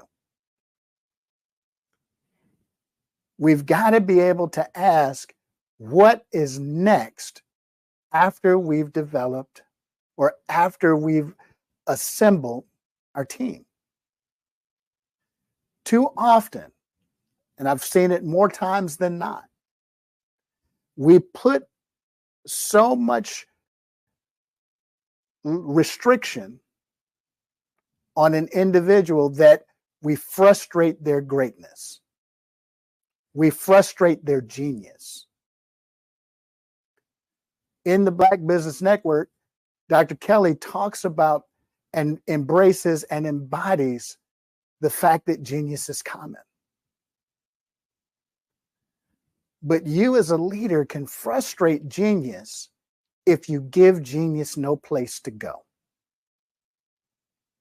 When we as leaders don't give genius an opportunity to expand into something greater, we in fact create hostile environments. Because remember, understand this, your team will only remain as long as you can answer the question, what's in it for them? They may already be asking what's in it for me, and that's a completely different talk in terms of transforming the mindset from what's in it for me to what's in it for them. But you as the leader have to be able to answer that question. What's in it for them? And am I creating the next space for them to grow into, for them to further expand and to explore and to bloom into the fullness of what it is? Because if you connect those kinds of people on your team, there is absolutely nothing that your team cannot accomplish. So, again, am I asking myself, am I clear on my vision? Have I revisited my vision again and again and again to make sure that it's still saying the same thing? Am I lining my vision with the people that are going to help me carry it out? Am I igniting the gifts, talents, abilities of those that are along this journey to a win, that they would work together as a team? Do I have the growth mindset that I am investing in their growth and I'm also investing in my own personal growth? And finally, the end, am I considering what's next? What's in it for them? When we align our mindset, when we align our teams along these lines, what we're going to find each and every single time is that we create teams that are aligned to win.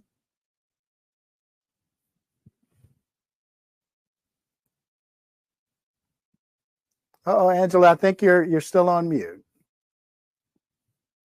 Thank you so much, Lawrence.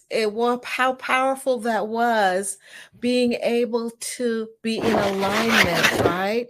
Powerful message for teams all over and leaders in order to be successful and get the successful outcomes that they desire.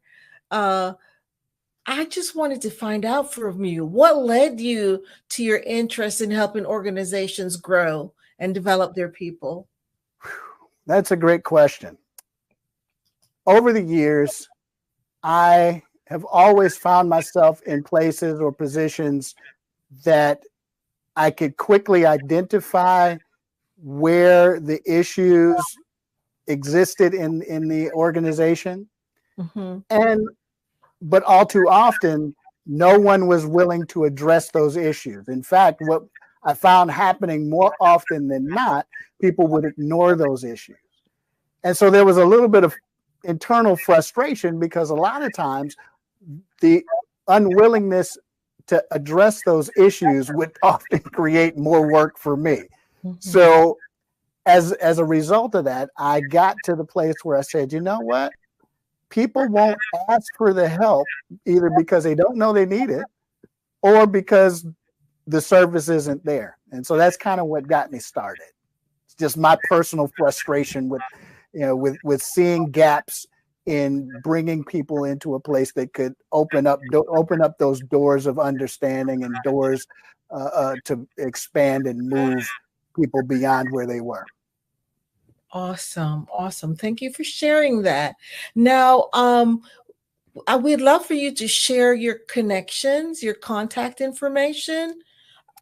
Absolutely. So I can be reached on pretty much every social media outlet that there is, but primarily between LinkedIn as well as Instagram, Facebook, is LTN Leaders Who Win.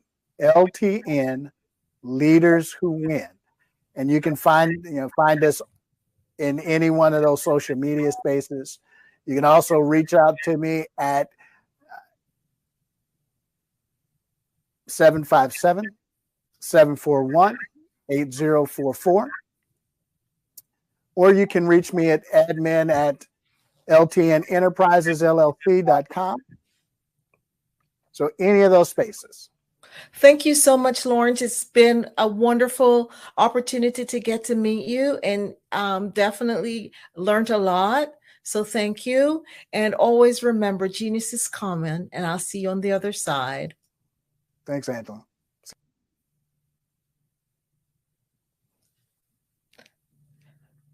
The Black Business Expo's mission is to raise funds for high school seniors going to college or K-12 entrepreneurs. This expo is a fundraiser for students. You may go to www.blackbusinessexpousa.com to donate to the scholarship fund, or use the Cash App that's on the $BBX USA. Our goal is to give laptops and up to $5,000 to 10 students. Students can register at www.blackbusinessexpousa.com. Every dollar counts. So we want to remind you to donate to the scholarship fund.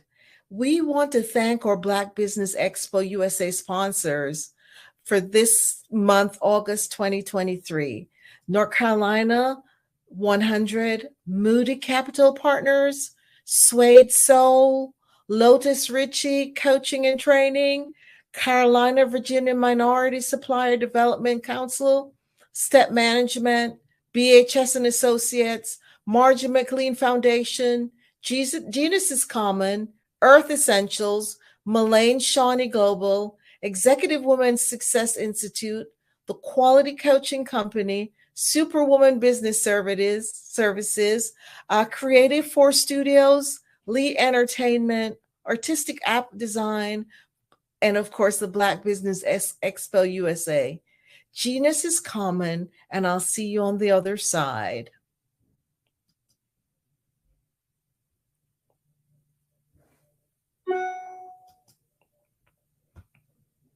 I'm Ramon Ray, founder of Smart Hustle Magazine and smallbiztechnology.com.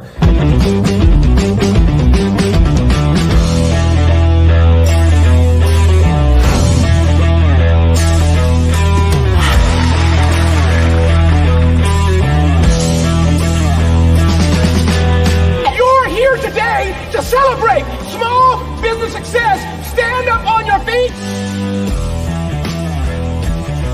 You rocked the house. It was amazing. Didn't we learn? For me, success comes from failure. One thing not to do is shake somebody's hand like this.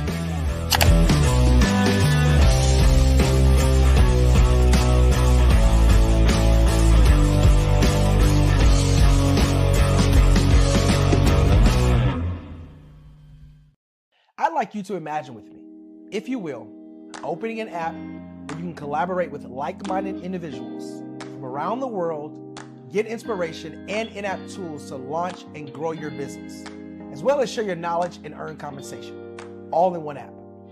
Well, the name of that app is Truso, short for Truly Social. Hi, I'm Matthew Newman, the founder and CEO of Truso. A new concept in social media, Truso is designed from the ground up to be a platform that's both social and empowering for all its users. How exactly do we do that? I'm glad you asked. First, Truso brings the world together via video. Psychologists assert that video provides a significantly more effective connection than audio only. When you enter a community on Truso, you're face to face. Second, on Truso, you don't have to have 1 million followers to monetize. Our business model allows all hosts and moderators to monetize, no matter the size of your following, by 1, producing fee-based content, and 2, inviting others to join the platform as subscribers. Even more, Truso has an in-app resource library with over 100 free resources, forms, and documents to help you build your brand and grow your business. Third, Truso is inclusive. The deaf and hard of hearing communities make up 360 million people worldwide. Unlike audio-only apps, Truso embraces this community, providing a networking platform that allows them to participate via video and closed captioning. We even have a deaf and hard of hearing foundation in the works as well. Fourth, Truso is both social and safe. We refer to Truso as a virtual extension of the beauty shop, barbershop, and brainchild of the community. A place where there's laughter, along with wisdom, growth-oriented conversation, and genuine connections in a safe space. Truso even has proprietary security to ensure we maintain a safe environment for everyone. Where are we at now?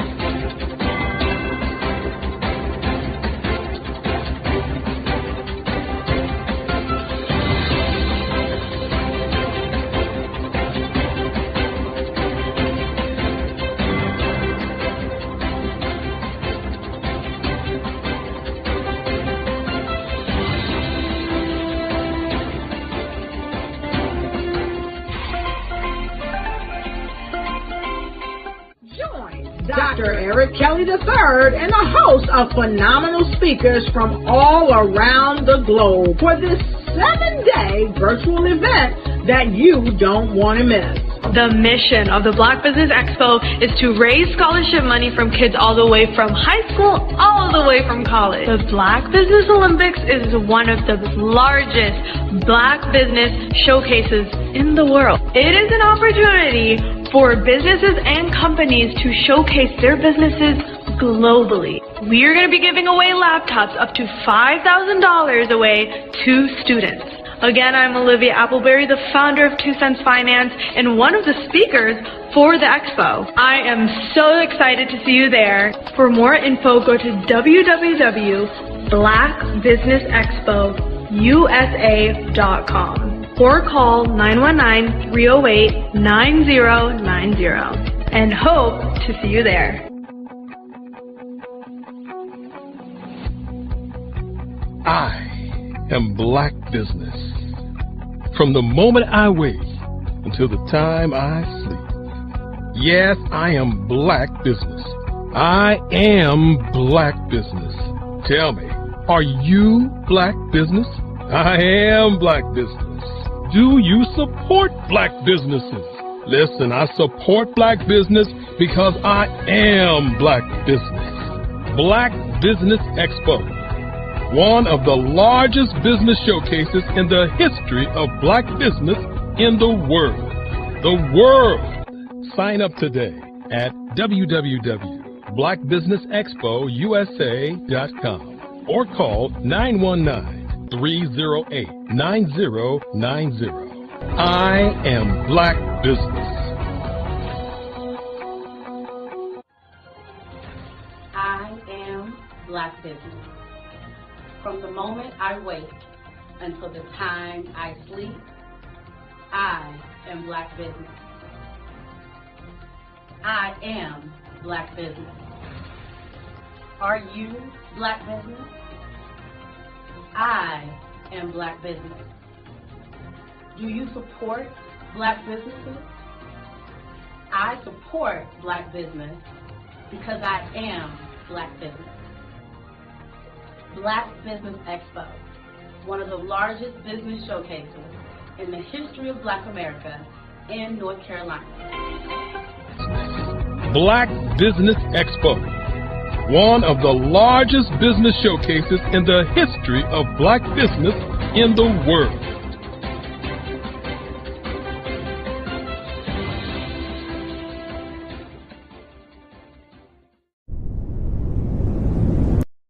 I am from Washington, D.C., but I was raised in Durham, North Carolina. I came to Durham when I was about 5 or 6, and then I traveled back and forth to D.C. because it's where my people are from. One of the unique things about my family is my mother, she's also an artist. She does quilting, and she does a lot of artistic things, and then my son, he draws with both hands, his right hand and his left hand like I do. So that's kind of a family trait. And then my other son, he's a videographer, and my daughter, she works, she's a regional vice president for Sunglasses.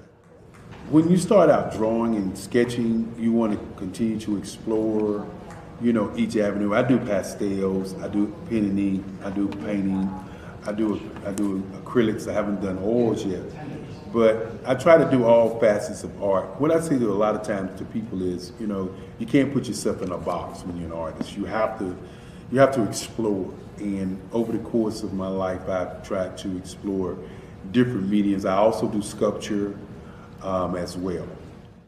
I choose my subjects by the intensity that they have in their faces, or the intensity that somebody is moving, because I do more than portrait drawings. I also do I do abstract, and then I do figurative drawing also. Well, what happened in this particular show is that I started out trying to come up with something that would be a little bit different than what everybody else is doing. So I was working on a Barack Obama show, and they wanted me to do some paintings of Barack. And so what I did was, because of the deadlines, I kind of did it kind of fast. And then I realized when I was doing it fast, I enjoyed it. And so then I started doing other pieces the same way, and I started to enjoy those pieces also.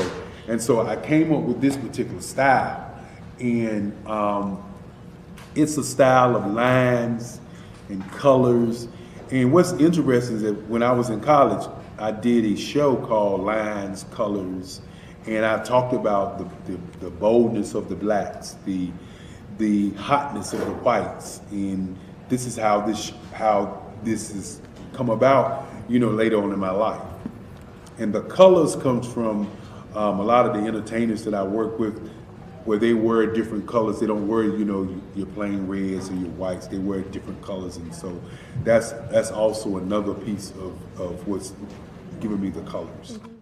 The subtitle of this show is Faces That Speak Life. That's real critical. Faces that speak life. Each one of these pieces is a life source and a life energy that's being put on display for people that are looking at them.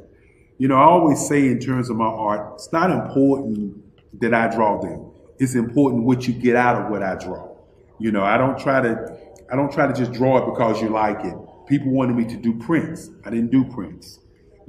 People asked me to do different people, but the people that I choose are people that make a difference in the lives of people in the world. So the human landscape idea was, again, as I say, the lines represent your emotions, it represents your ideas, and it represents your journey as a human being. And that's why you get the different pieces and the different looks. And as you notice, I try not to do one look that looks alike another look. And that's what's the most important part of this show.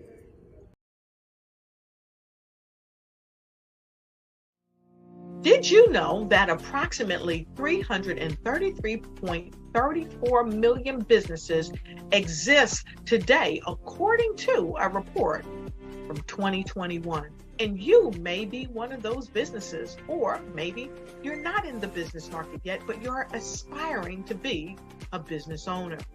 Well, guess what? You're in the right place at the right time. Because let's face it, everything is about timing and opportunity. Hi, my name is Dr. Lotus Richey, and I'm the CEO and founder of the Lotus Richey Coaching and Consulting LLC, along with the Lotus Richey Ignite Show. 15 minutes of success with Dr. Lotus Richey, as well as books to boom your business and bring who you are.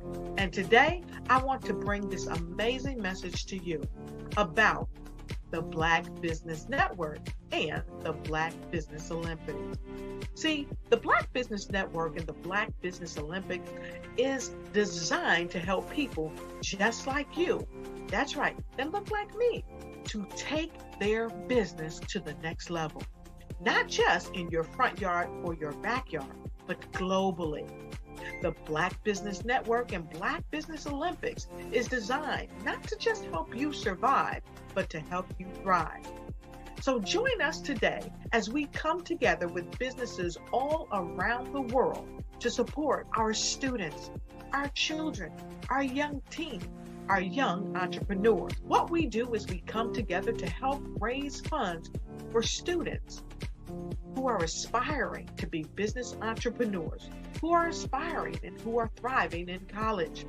We endow them with a wonderful opportunity to gain scholarship of either a laptop or several thousands of dollars.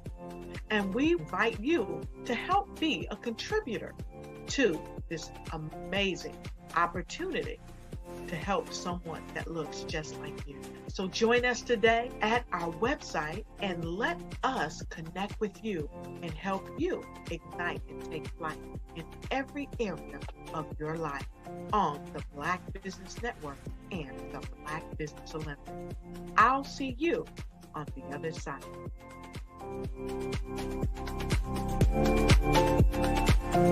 Phenomenal Tanya T. Wise, who is here from the great state of Maryland. Tanya, welcome and thank you for being with us today. Can you indulge our audience a little bit and tell them just a little bit more about who you are and what it is that you do? Well, I love being able to talk to people and have a magnetic attitude, being able to just show them. So I always like to say, level up is Coach at Tanya T.Y. is here.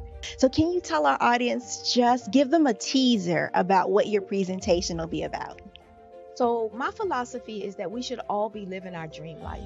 So tomorrow I'm going to talk about how you start living your dream life. What are some of the things that you thought about in your childhood that you just kind of let go and dormant? Wow. And I want to reignite that and just give you some pointers and some tips, some tools, some strategies to be able to start living your best life now. And guess what, Wanda? And leave an inheritance for your legacy. Oh my goodness. Okay, I know that's resonating with a lot of people. I've heard that you have a dynamic coaching program. Can you tell us a little bit more about that? Absolutely. So our coaching program help people that have the lack of time, that lack strategies, and lack the confidence to go after their dream life. So we help them implement tools, we help them implement strategies, as well as give them resources so that they can live their best life now and leave that inheritance. Wow. Oh, I love that. I love the leave the inheritance part.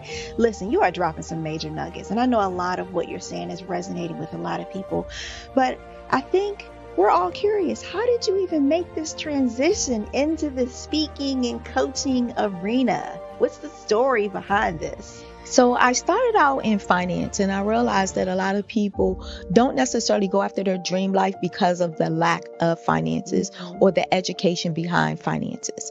But it wasn't until I lost my firstborn, my only son, that life changed for me.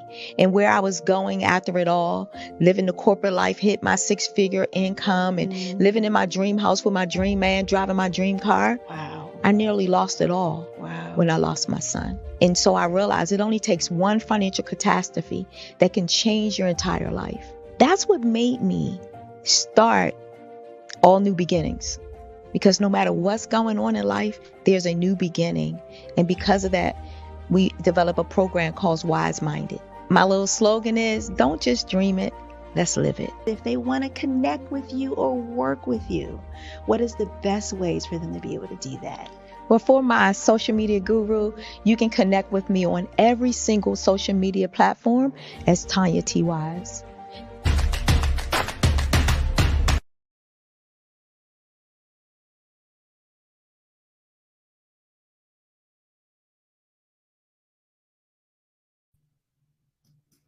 Good afternoon, business owners, entrepreneurs, thought leaders, and corporations. Welcome to the Black Business Network this afternoon.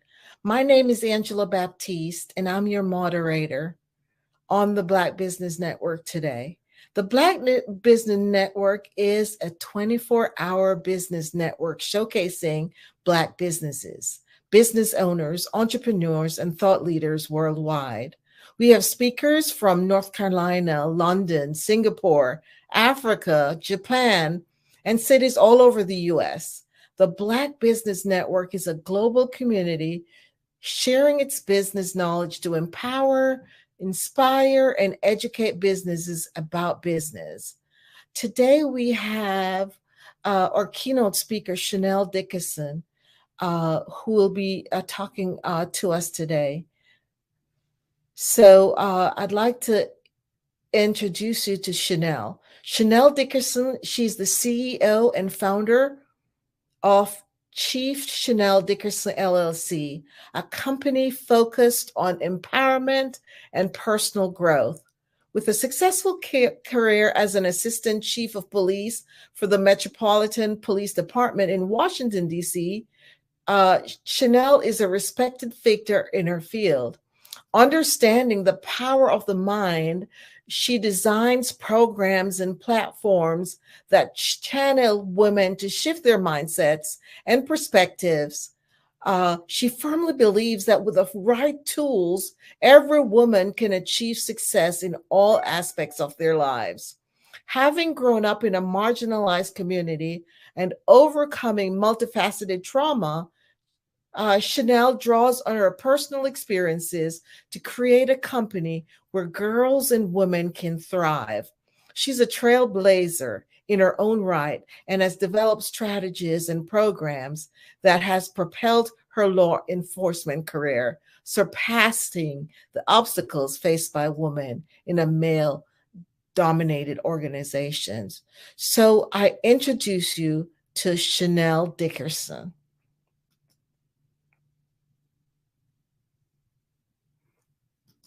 Hello, Chanel. Hi, sorry about that, Angela. Thank you so much for that warm introduction. I like to thank Black Business Expo and Network and Olympics for having me here today, because I know what I have to say will change the lives. And just to explain a little bit more about who I am, I worked in law enforcement for over 30 years and I retired last year. And for over 3.5 years, I was the highest ranking woman on the Metropolitan Police Department in Washington, D.C. So in January the 6th, I was the highest ranking woman on the Metropolitan Police Department in Washington, D.C. So I wanted to start a little bit about why I decided to create my coaching, consulting, and speaking business. I have branded myself as an empowerment strategist. Working in law enforcement, and I work in the community where I grew up. I grew up in the District of Columbia in Southeast DC. And so I saw a lot of the challenges that the community faced, that the Black community faced as a whole. But I knew what challenges I faced as a girl growing up in poverty, how predators tried to take advantage of the children in the community. And women were the head of households, and they were trying to navigate the crime, poverty, and just taking care of themselves. And so seeing that for over 30 years and trying to fight for women's rights in a male-dominant profession, I thought about, like, what would I do once I retired? And I thought about a lot of names for my business. And I decided on Chief Chanel Dickerson, LLC, because I'm known as Chief Dickerson. I have credibility and my reputation in the community. People know of me as an empathizer. Like, that is who I am. Emotional intelligence is important to me because I like to know how I feel, why other people feel, and I am a root cause analyst. So to say all that, that's what birthed Chief Chanel Dickerson, LLC.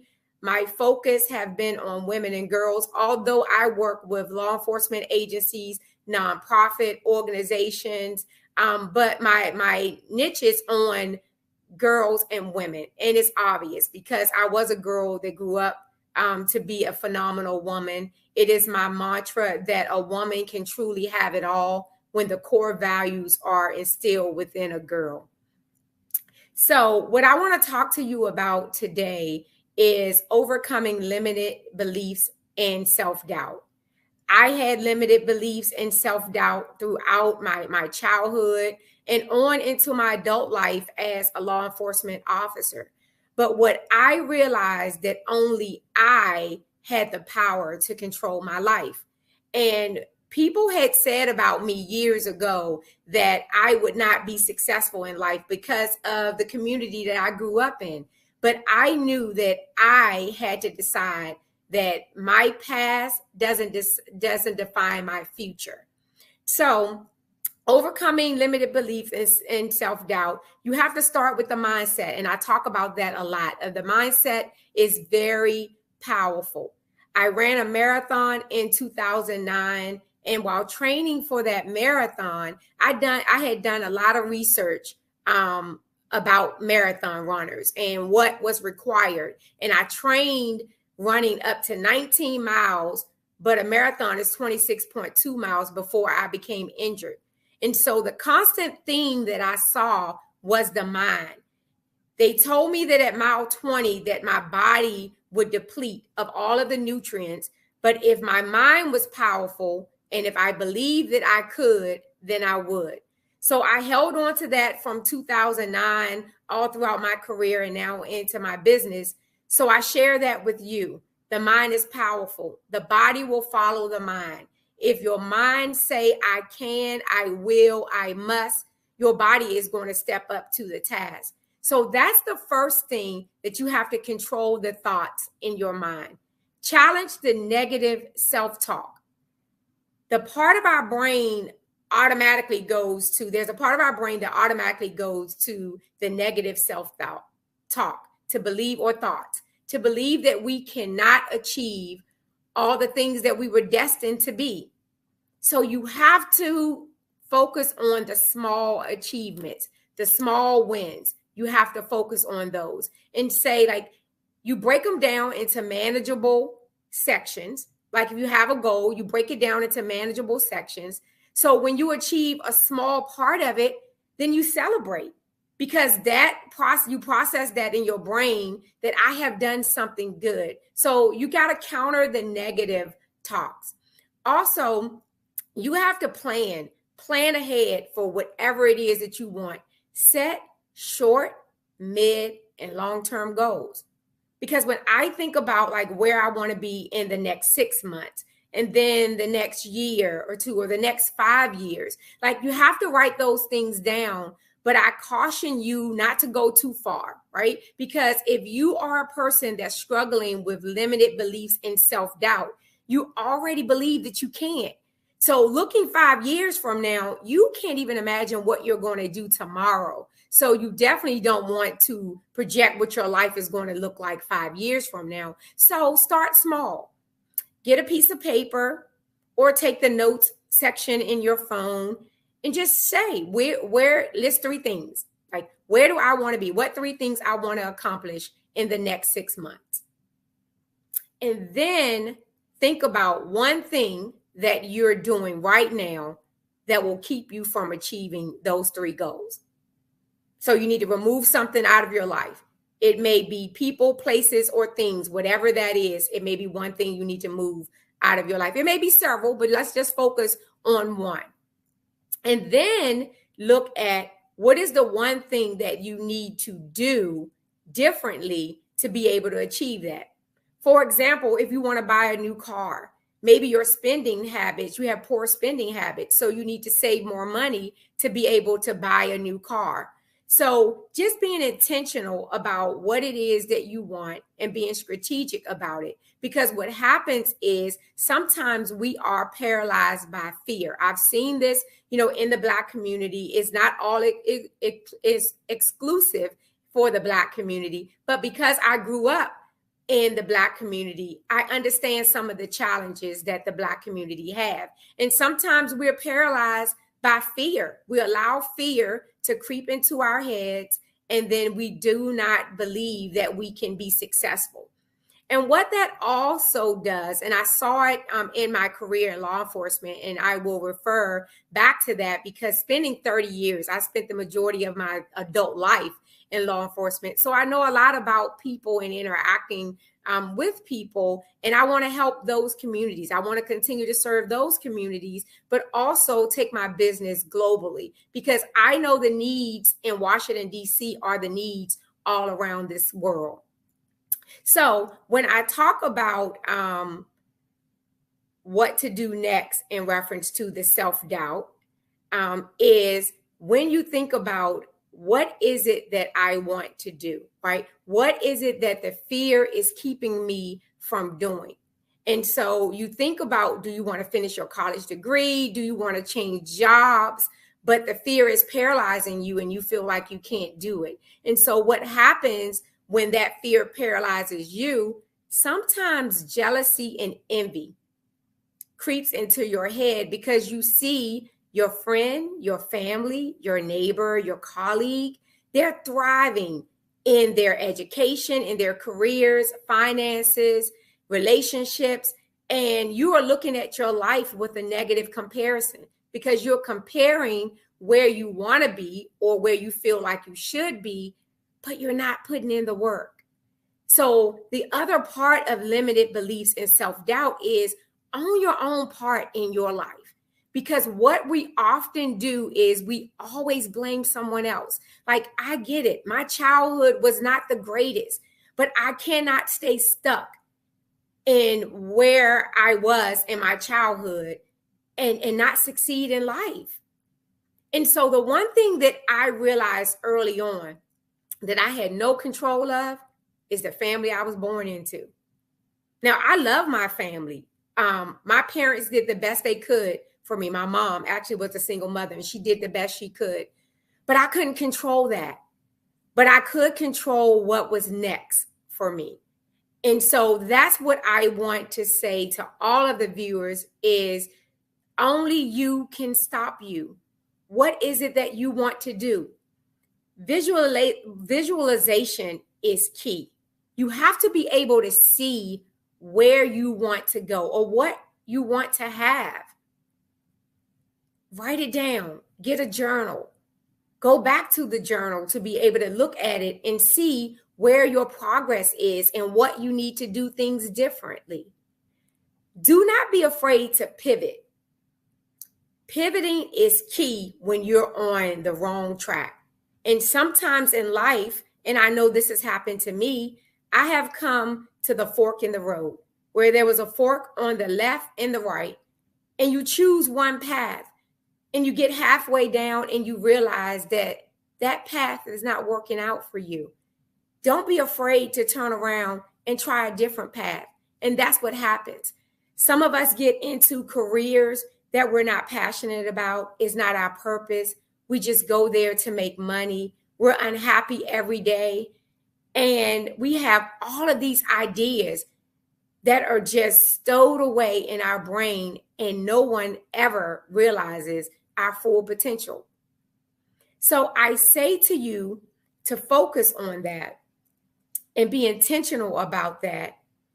And I want to take you into my last project that I'm working on, because that ties into overcoming limited beliefs and self-doubt. And what Chief Chanel Dickerson did, I decided in February of 2023 to start an anthology, a book anthology. It's titled Uncuffed Voices, Her Story is My Story. And what that book entails is there's 19 women in law enforcement, including myself, where we have former and current women who once wore the uniform and the badge, join forces together to write a collection of stories to inspire, motivate, and empower others.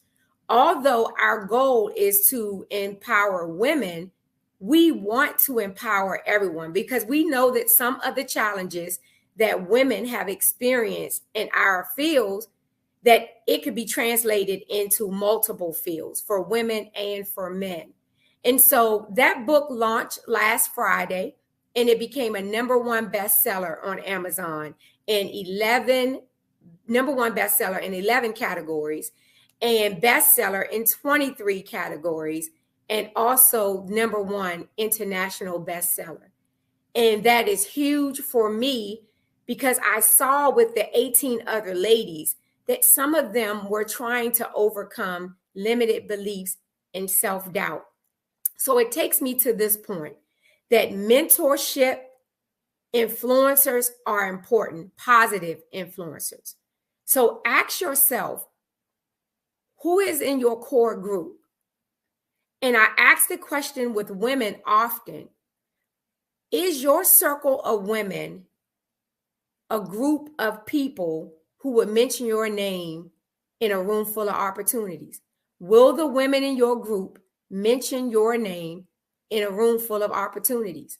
If not, you need to find a new group. When self-doubt kicks in and you think that you can't do it, you need to have a mentor, someone who believes in you, to be able to tell you that you can do it. I keep using the word intentional because you have to be intentional, and you have to plan in order to be successful. Because they always say that if you do not plan, you will fail. That is what happens. It's not that you should be worried about that you create a plan and your plan failed. It's that you never created anything and expect it to succeed.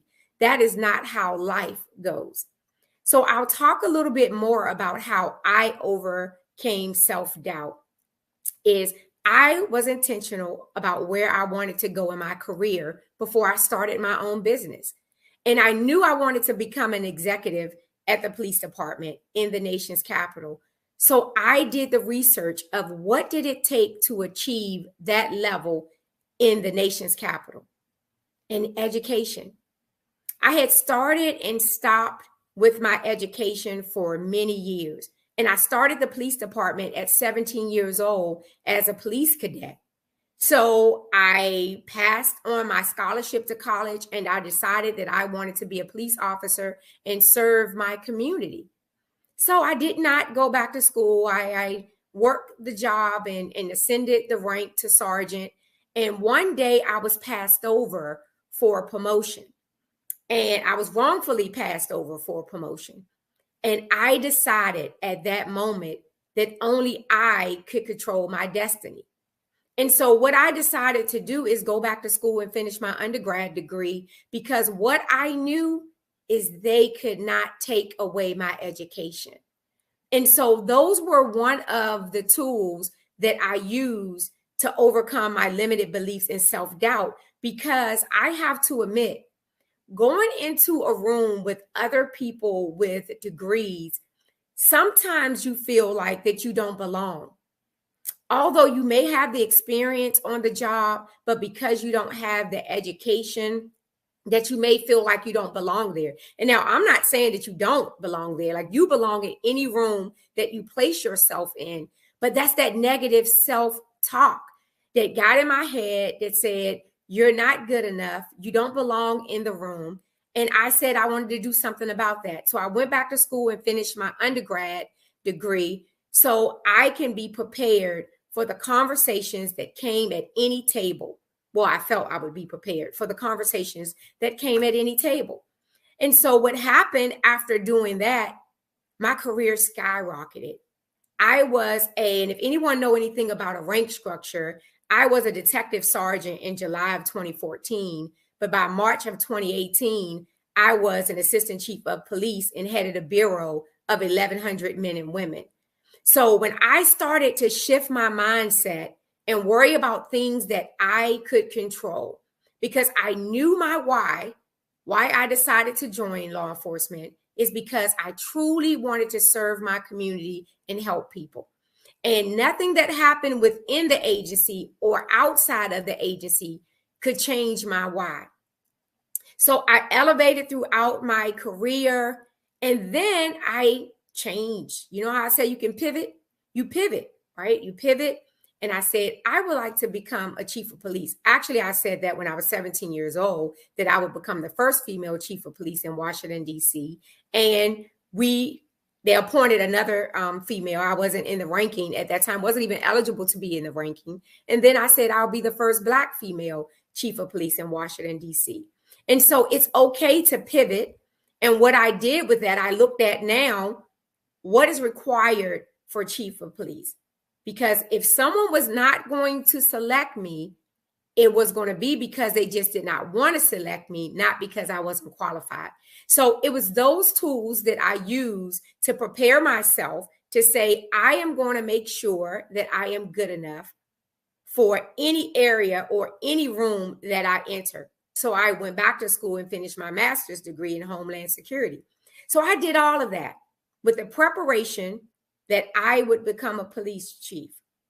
And in June of last year, I decided that I would retire from the police department. I decided that it was more important for me to stand up for women's rights inside of the police department, although I would be blacklisted and blackballed and the microaggressions and the gaslighting and all those things that takes place when you stand up and go against the grain, right? And so what I look at today, that I have absolutely no regrets, but that came from years of preparation, preparing my mind, not being overly concerned about what other people thought about me. Because if I do not seek your advice, I am not going to take your criticism. I'm just not. And what you have to focus on is someone is always going to not like something that you do or you say, but you have to focus on your heart.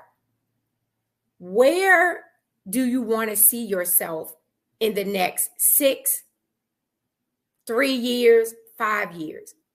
Do you want to see yourself as being someone who followed your own heart, and decided to pursue your purpose? Or do you want to be someone who decided to either not fulfill your dreams because you're worried about what other people may say or think about you? Or are you going to try to follow their dreams? Because that happens.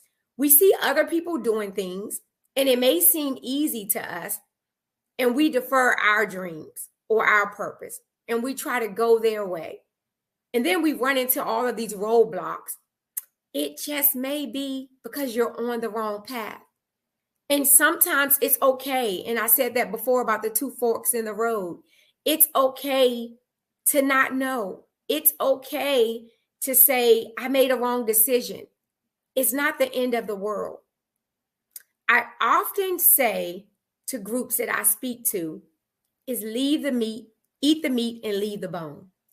That's not my phrase. I didn't coin it. I don't know where it started from, but it's so appropriate for me when I show up. I spoke last week at U.S. Customs and Borders Protection's women's group, and I talked to them about like my tech person before I left, and she prepared the presentation, and she said to me, I hope everything goes well with your presentation. And of course, when we got there, nothing went well.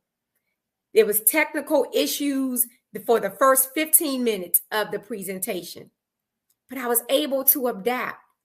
And I told the group that when my technician said, I hope your presentation goes well, my response was, I know it will. And she paused and said, wow, that's a great mindset. And I said, it has to be, because if I show up to give it my all and do my best, that's all I can do. And what you need to know is that your best will change from moment to moment. If a day you're not feeling well, if you lost someone in your family, maybe your job is just enormously stressful with all of these deadlines, maybe your performance may alter a little that day.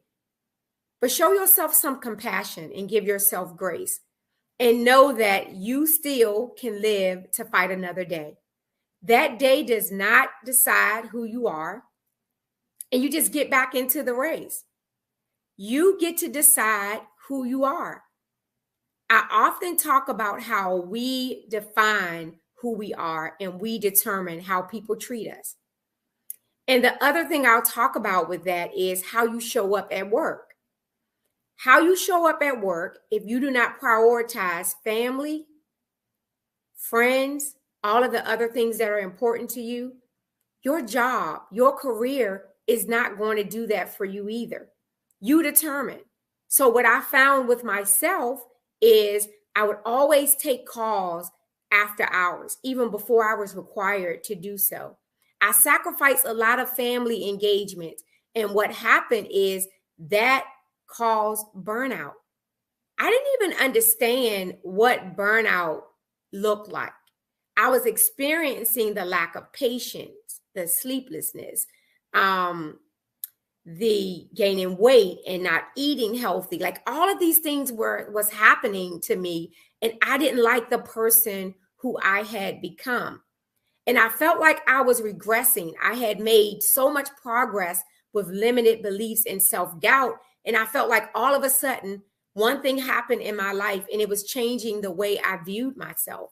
So I'm letting you know here today that just because you may be on the right track, just know you could be only a couple of seconds away from reverting to who you are.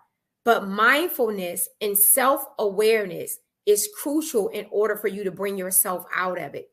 You just have to know in life what things affect you. What's your sources of stress? Can you remove them? Can you minimize them? So there's a lot to take in with what I've said. I know I've said a lot, but it's important in reference to for your mindset to be clear on what you need to do in life. And so I am excited about where my business is going to take me. I have a 12-week program working with women to help them build their confidence so they can dominate their careers, relationships, finances, and education. Thank you so much, Chanel. That was powerful. Thank you for being one of those women who felt and did what was, you felt that call and you did it. You took that fork in the road and did what you needed to do. Yes, thank you so much. Thank you. I just had a few questions that I'd love to ask. I'm sure the audience wants to know. While working in law enforcement, did you experience any self-doubt at all? Oh, absolutely. And I kind of mentioned it a little bit before, is I started with self-esteem issues when I was younger, and it entered into my adulthood, into the police department. And working in a male-dominant profession, you often feel as a woman that you're not good enough to be there, that you have not earned your right to be in that profession or to be in any rooms you enter. How did you overcome that? Well, it started with practicing self-care. I had to start working on what was causing the self-doubt. I had to look at like my childhood trauma and focus on healing from my childhood trauma, because that was a source of my self-doubt. I didn't realize that it was, but once I started going to therapy and working with a natural path and eating healthier and exercising, I realized the source, because oftentimes we miss the root cause. Like we see whatever the problem is and we normally go in to try to fix the problem, but what caused the problem? And so that's what I did, and that's what helped me overcome. I'm a big journaler. And so I like to journal, and I write down a lot of things that happen during the course of my day and my emotions, how I feel. Oh, interesting. And I know you talk about working in a male-dominated field. How did you, and how do you navigate being a woman in that male-dominated profession? Basically, it's preparing yourself for the position. What I did not want to happen is I did not want to become a diversity checkbox. I didn't want someone placing me in a position because I was a woman or because I am a Black woman, and then I'm not able to fulfill the task. And so that's where my education came into going back to school, taking certifications, and college is not for everyone. So I'm not saying you can't succeed, although a lot of law enforcement agencies require at least 60 college credits. But I am an avid learner, right? Always continue to read and learn something new. So when you're in the room with other people, that you can speak intelligently about any topic that you want to talk about. Wow. So how do you invest in yourself and practice self-care? Meditation, my faith in God, that's important to me, is prayer and meditation. And I respect that everyone that I work with may not share the same beliefs that I do. So in my program, I focus on the meditation and taking time out for yourself every day, and the 15 minutes of exercise. I tell everyone to start with 15 minutes, because we all have 15 minutes that we can walk for 15 minutes. We can do some form of exercise for 15 minutes. And once you start doing that, the consistency kick in, the discipline kicks in, or because you won't always be motivated. But if you start with the 15 minutes and become consistent, at least you'll be disciplined. So that's what I do. The exercise part is very important for me, because exercise is important for my mental health.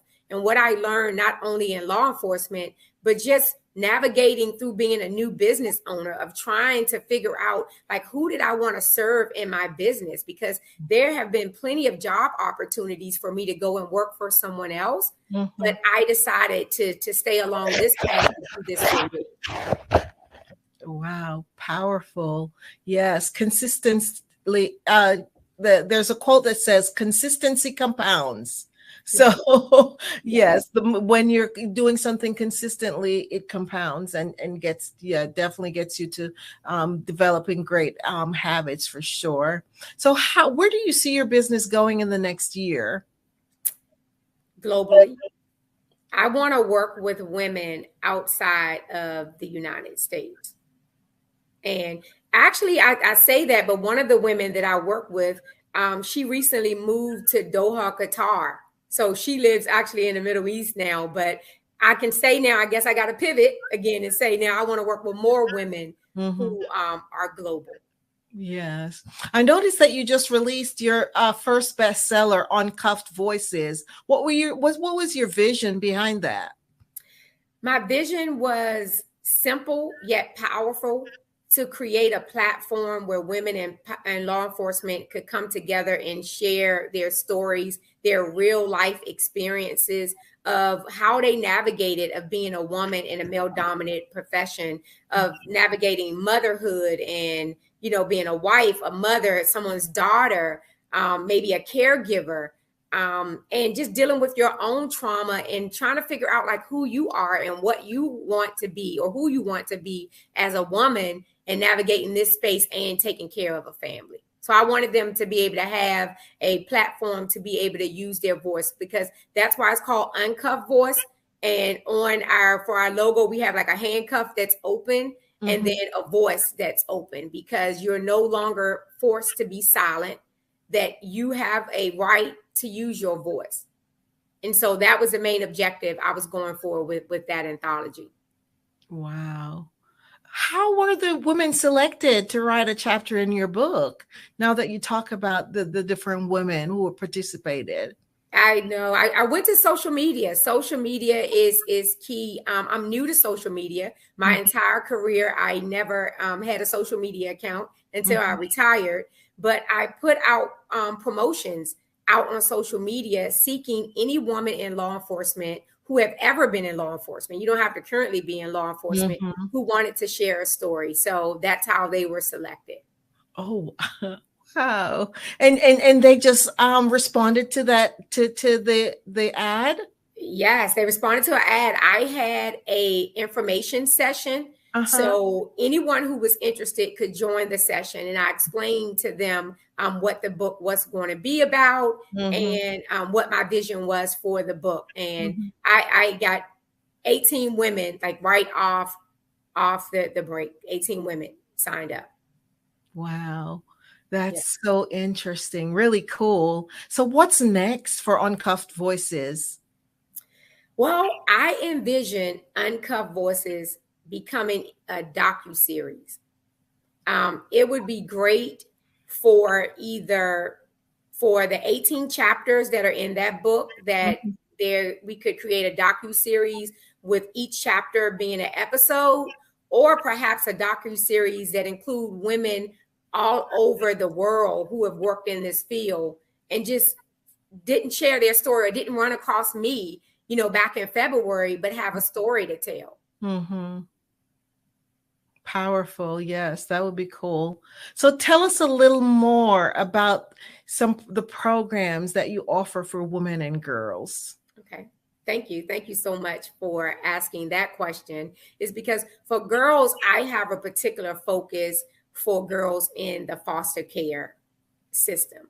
Because what I learned during my time at the police department, and I started back in 2017, a missing person campaign, and it made national news. A lot of the celebrities were talking about it because a lot of Black girls were missing in Washington, D.C. So that was my campaign. And what I wanted to do then is to bring awareness that a large number or large percentage of Black girls were being reported missing. And I wanted to make sure that they received the same level of media attention and investigation. And so what I found is girls and boys, but it's children in the foster care system are vulnerable.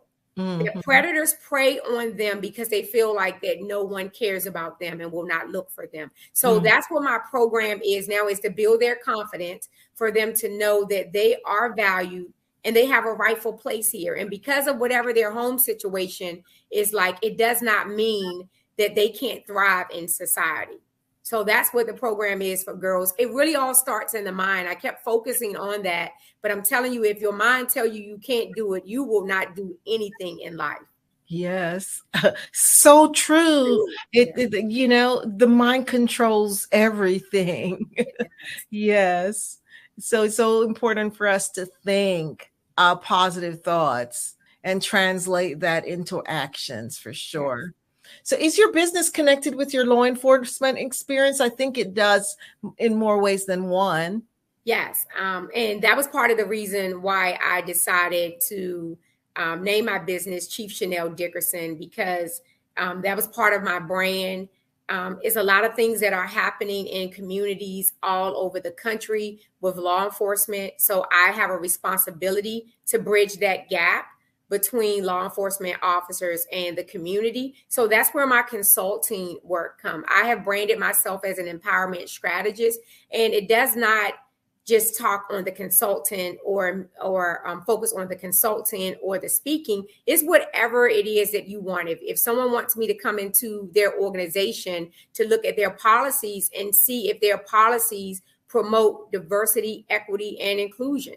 And so, yes, the short answer is yes, my business definitely overlaps my law enforcement career, because I noticed a lot of things that happen internally at my organization and how we showed up in the community, that I think it's important for me to be like this catalyst, if you will, to make sure that people are respected and heard in the community. Thank you so much, Chanel. Really a lot of things to offer to the community which you serve, and you're alluded to going global. So I wish you all the best. And it's such a pleasure to talk to you and get to learn more about your service. So always remember, genius is common, and I'll see you on the other side. See you on the other side. Thank you so much. Have a great day. You too.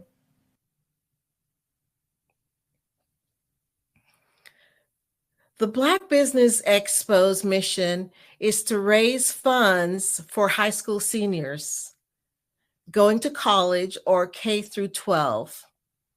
This expo is a fundraiser for students. You may go to the www.blackbusinessexpousa.com to donate to the scholarship fund, or use the Cash App $BBXUSA. Our goal is to give laptops and up to $5,000 to 10 students. Students can register online at www.blackbusinessexpousa.com. Every dollar counts. So we want to remind you to donate to the scholarship fund. We want to thank our Black Business Expo USA sponsors for this month, August 2023. North Carolina 100, Moody Capital Partners, Suede Soul, Lotus Ritchie, Coaching and Training, Carolina, Virginia Minority Supplier Development Council, Step Management, BHS and Associates, Margie McLean Foundation, Genius is Common, Earth Essentials, Malane Shani Global, Executive Women Success Institute, the Quality Coaching Company, Superwoman Business,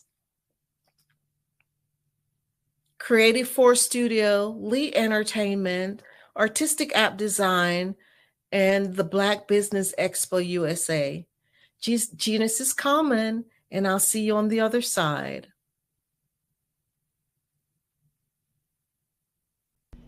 Why do I do what I do?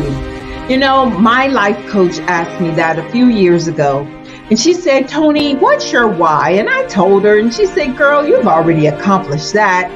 Perhaps you need a new why. Hi, Tony Harris, Amy Hoydu with Say It Said Marketing, one of your students.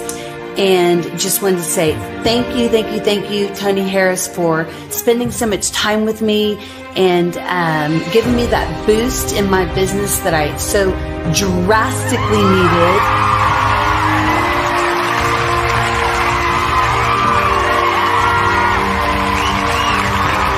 My why is to touch, move, and inspire my clients to take drastic steps to be better than they were before they met me. I'm a resource. I'm a connector. I want to help people build deeper relationships that are beneficial to their life and business. That's what I do best. So, first thing you got to do is show up. And speaking is a way to magnetically attract your ideal client to you. How many of you use social media that way? Absolutely. And this is how you look to the world. Drastic steps are the steps that are needed to be successful. And my business is drastic denotes a mindset. Getting out of your comfort zone. Doing something that you don't necessarily feel comfortable doing, want to do, but you know it's a necessary step to be successful in your business. I get the most satisfaction when I see my connections flourishing into relationships long after I am gone. Hi, my name is Jasmine Augustine with Lean to Jasmine, and I've joined several networking and referral groups in the area.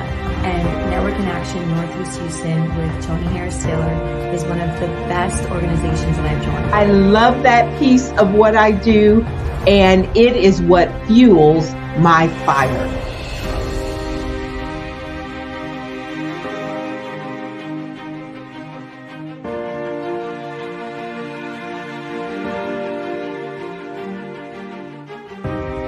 My name is Tony Harris Taylor, saying take a drastic step today for a fantastic tomorrow.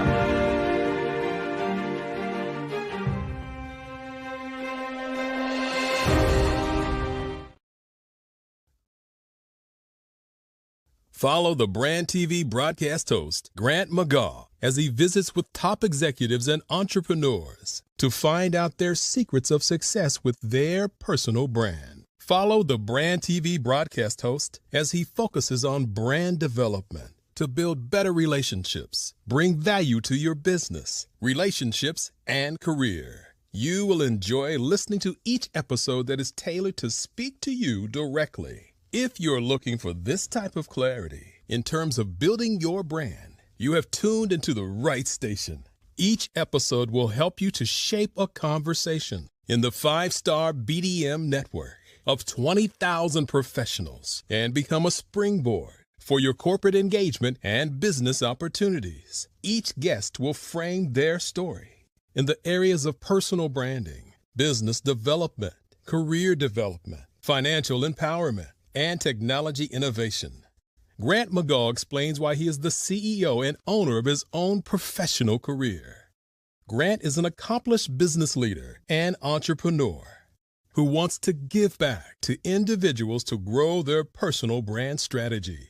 Tune in as he weaves his story about new possibilities, while to you exceed expectations. If you love storytelling, this show will make for fun.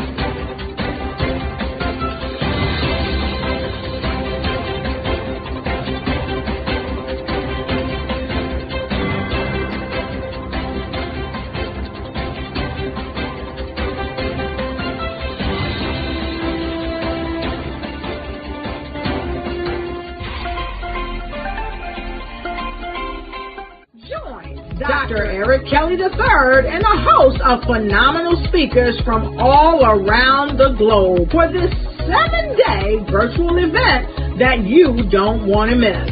The mission of the Black Business Expo is to raise scholarship money from kids all the way from high school, all the way from college. The Black Business Olympics is one of the largest Black business showcases in the world. It is an opportunity for businesses and companies to showcase their businesses globally. We are going to be giving away laptops up to $5,000 away to students.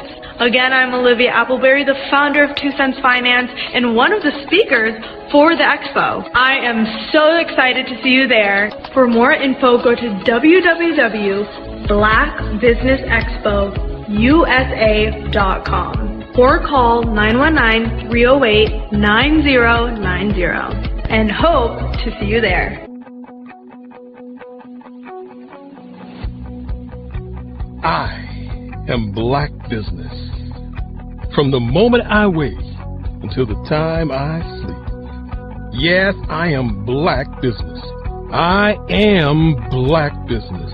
Tell me, are you Black Business? I am Black Business.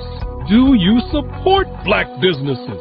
Listen, I support Black business because I am Black Business. Black Business Expo, one of the largest business showcases in the history of Black business in the world. The world! Sign up today at www.blackbusinessexpousa.com or call 919-308-9090. I am Black Business. I am Black Business. From the moment I wake until the time I sleep, I am Black Business. I am Black Business. Are you Black Business? I am Black Business. Do you support Black businesses? I support Black business because I am Black Business. Black Business Expo, one of the largest business showcases in the history of Black America in North Carolina. Black Business Expo, one of the largest business showcases in the history of Black business in the world.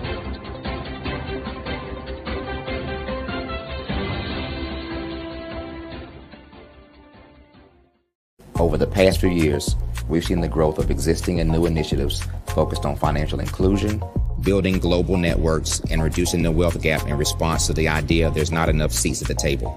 Whether their outcomes are to increase the representation of Black executives on corporate boards, ensure an inclusive global economy, or to create new U.S. African commercial pathways, the strategies are often carried out by separate programs.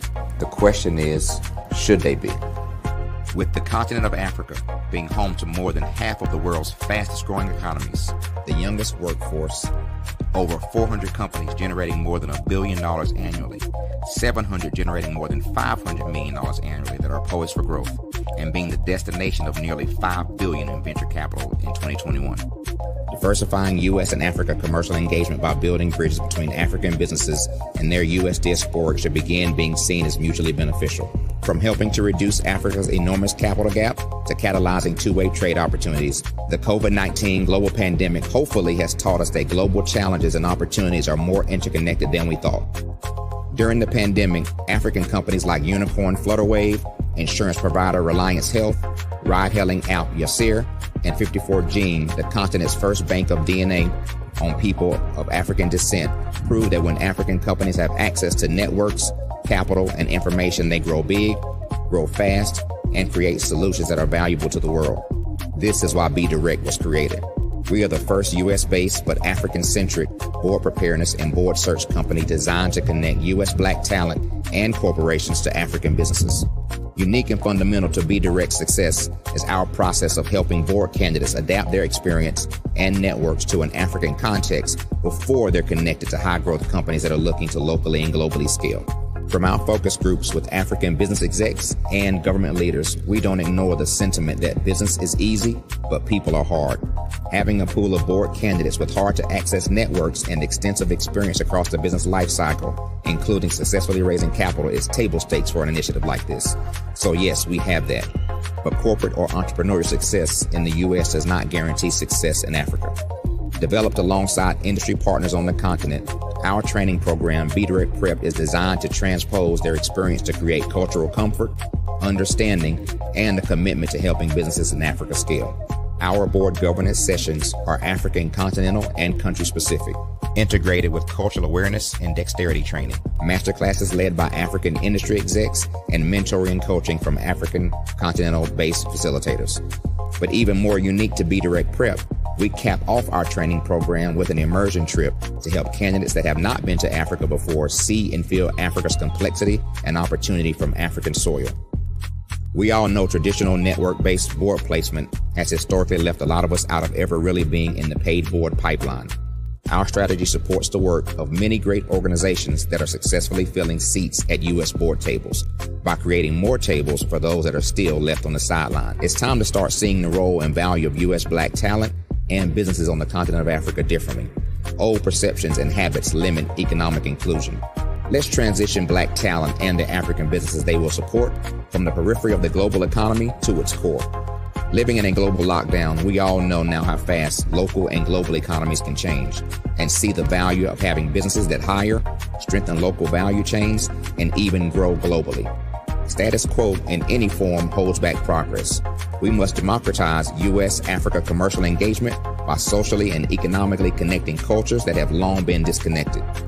It's time for Africa's U.S. diaspora to redefine their global value by helping African businesses scale continentally and globally.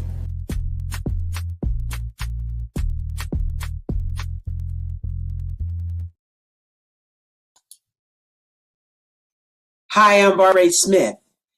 Genius is common.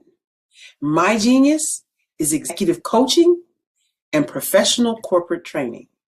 As the master executive coach and corporate training ambassador for the Genius is Common movement, I help business owners craft their stories in such a way that you know exactly what they do, what they have, and what they bring to the table. Many times as business owners, we are asked, so what do you do for a living? And we could be crushing in our businesses, but we're not quite sure exactly what to say in a short amount of time. Well, I help you take those stories that are the reason why you're in business and why you're so passionate about your business and craft them in such a way that people are drawn to you as opposed to being repelled by you. Because every conversation, every time you talk to someone about your business, you are excited about it. But are you really conveying what you do, what you have, and what you bring to the table? And do really people understand why you care so much and why they should care that you have the solution to their problem? Well, I'm here to help you with that. As a master storyteller, I can help you with your stories and spin them in such a way that they are intriguing and fascinating. People want to listen to you talk about your business. That's why at the Genius is Common movement, I am the master executive coach and professional training ambassador. That's my genius. And genius? Oh yeah, it's common.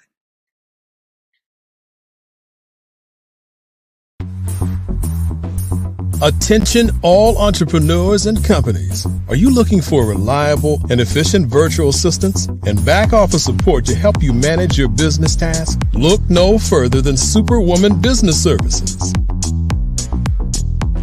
Our team of virtual assistants provides a full range of administrative support services, including operations management, social media marketing, and much more. We also offer website design services to help you create a professional online presence that reflects your unique brand. In addition to administrative support and website design, we offer business development and structuring services to help you grow your business and achieve your goals. We'll work closely with you to identify areas of improvement and develop a customized plan to help you reach your full potential. At Superwoman Business Services, we understand that running a business can be overwhelming and time-consuming. That's why we're here to help you fly high and achieve success.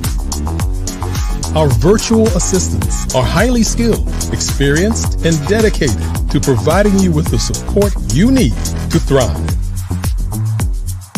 Come fly with us and take your business to new heights. Let us help you become the superhero entrepreneur you are meant to be.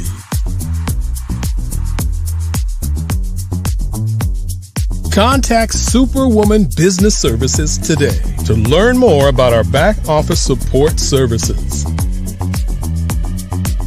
Come fly with us and take your business to new heights.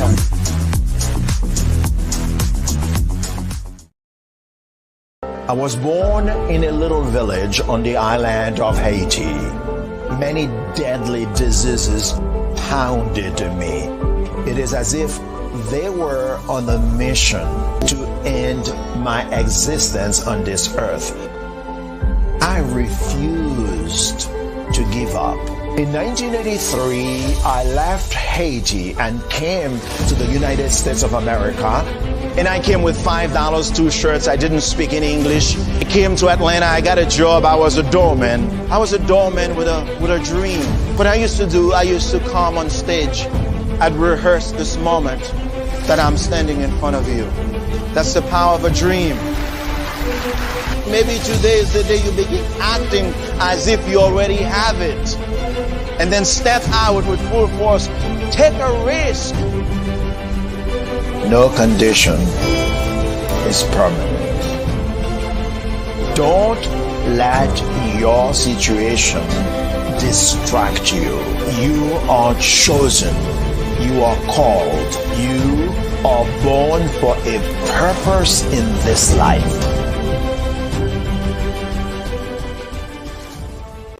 Hey, it's your girl Colette V. Smith. The V is for victory.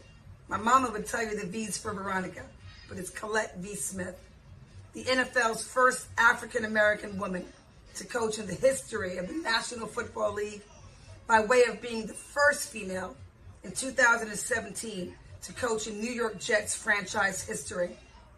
Today, I'm the founder of Believe in You Incorporated. Believe in You Incorporated. I got here because I didn't limit myself. I started thinking freely, living life freely. Don't limit yourself. Unleash your power, the power that God created you to be and to have. I got here because I didn't just follow a path. I created my own. You can do the same thing. You know why I know this? Because genius is common.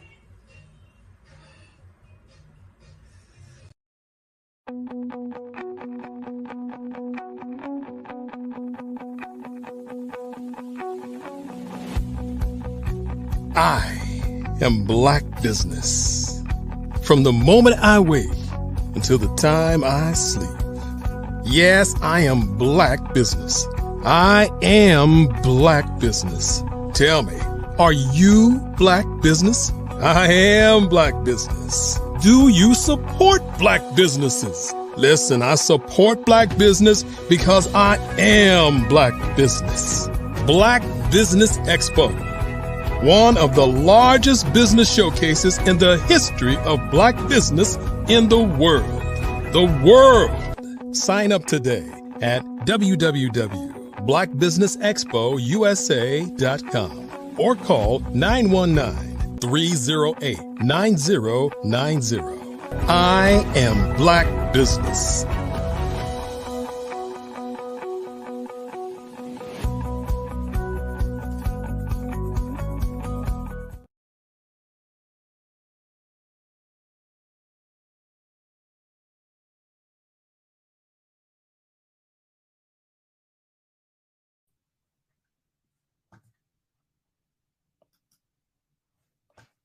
Good afternoon, business owners, entrepreneurs, thought leaders, and corporations. Welcome to the Black Business Network. My name is Angela Baptiste, and I'm your business moderator for this afternoon on the Black Business Network. The Black Business Network is a 24-hour business network showcasing Black businesses, business owners, entrepreneurs, and thought leaders worldwide.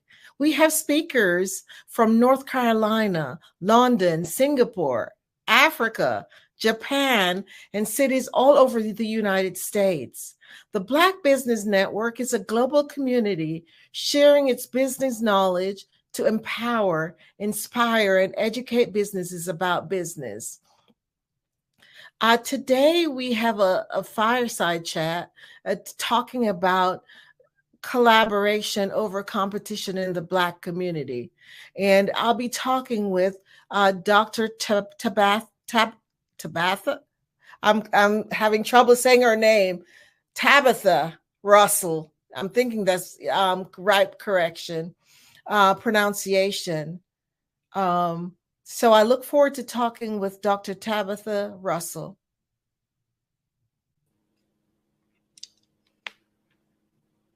Dr. Tabitha, welcome to our show today. Thank you so much for having me on today. It's such a pleasure. It's and I look forward to talking with you. So tell me a little bit about what you do. Okay. My name again is Dr. Tabitha Russell. I am the CEO and founder of Inside Inspired Women, which is the home of Breakthrough Millionaires. So I help women determine what it is that they want to do through their purpose, as well as I help them to expand on one idea, excuse me, and take it and make multiple streams of income out of it. Wow, I see you're losing your voice. Are you okay? Yes, ma'am, I'm fine. Thank you. Okay. Okay, so what led you to get involved in that type of business?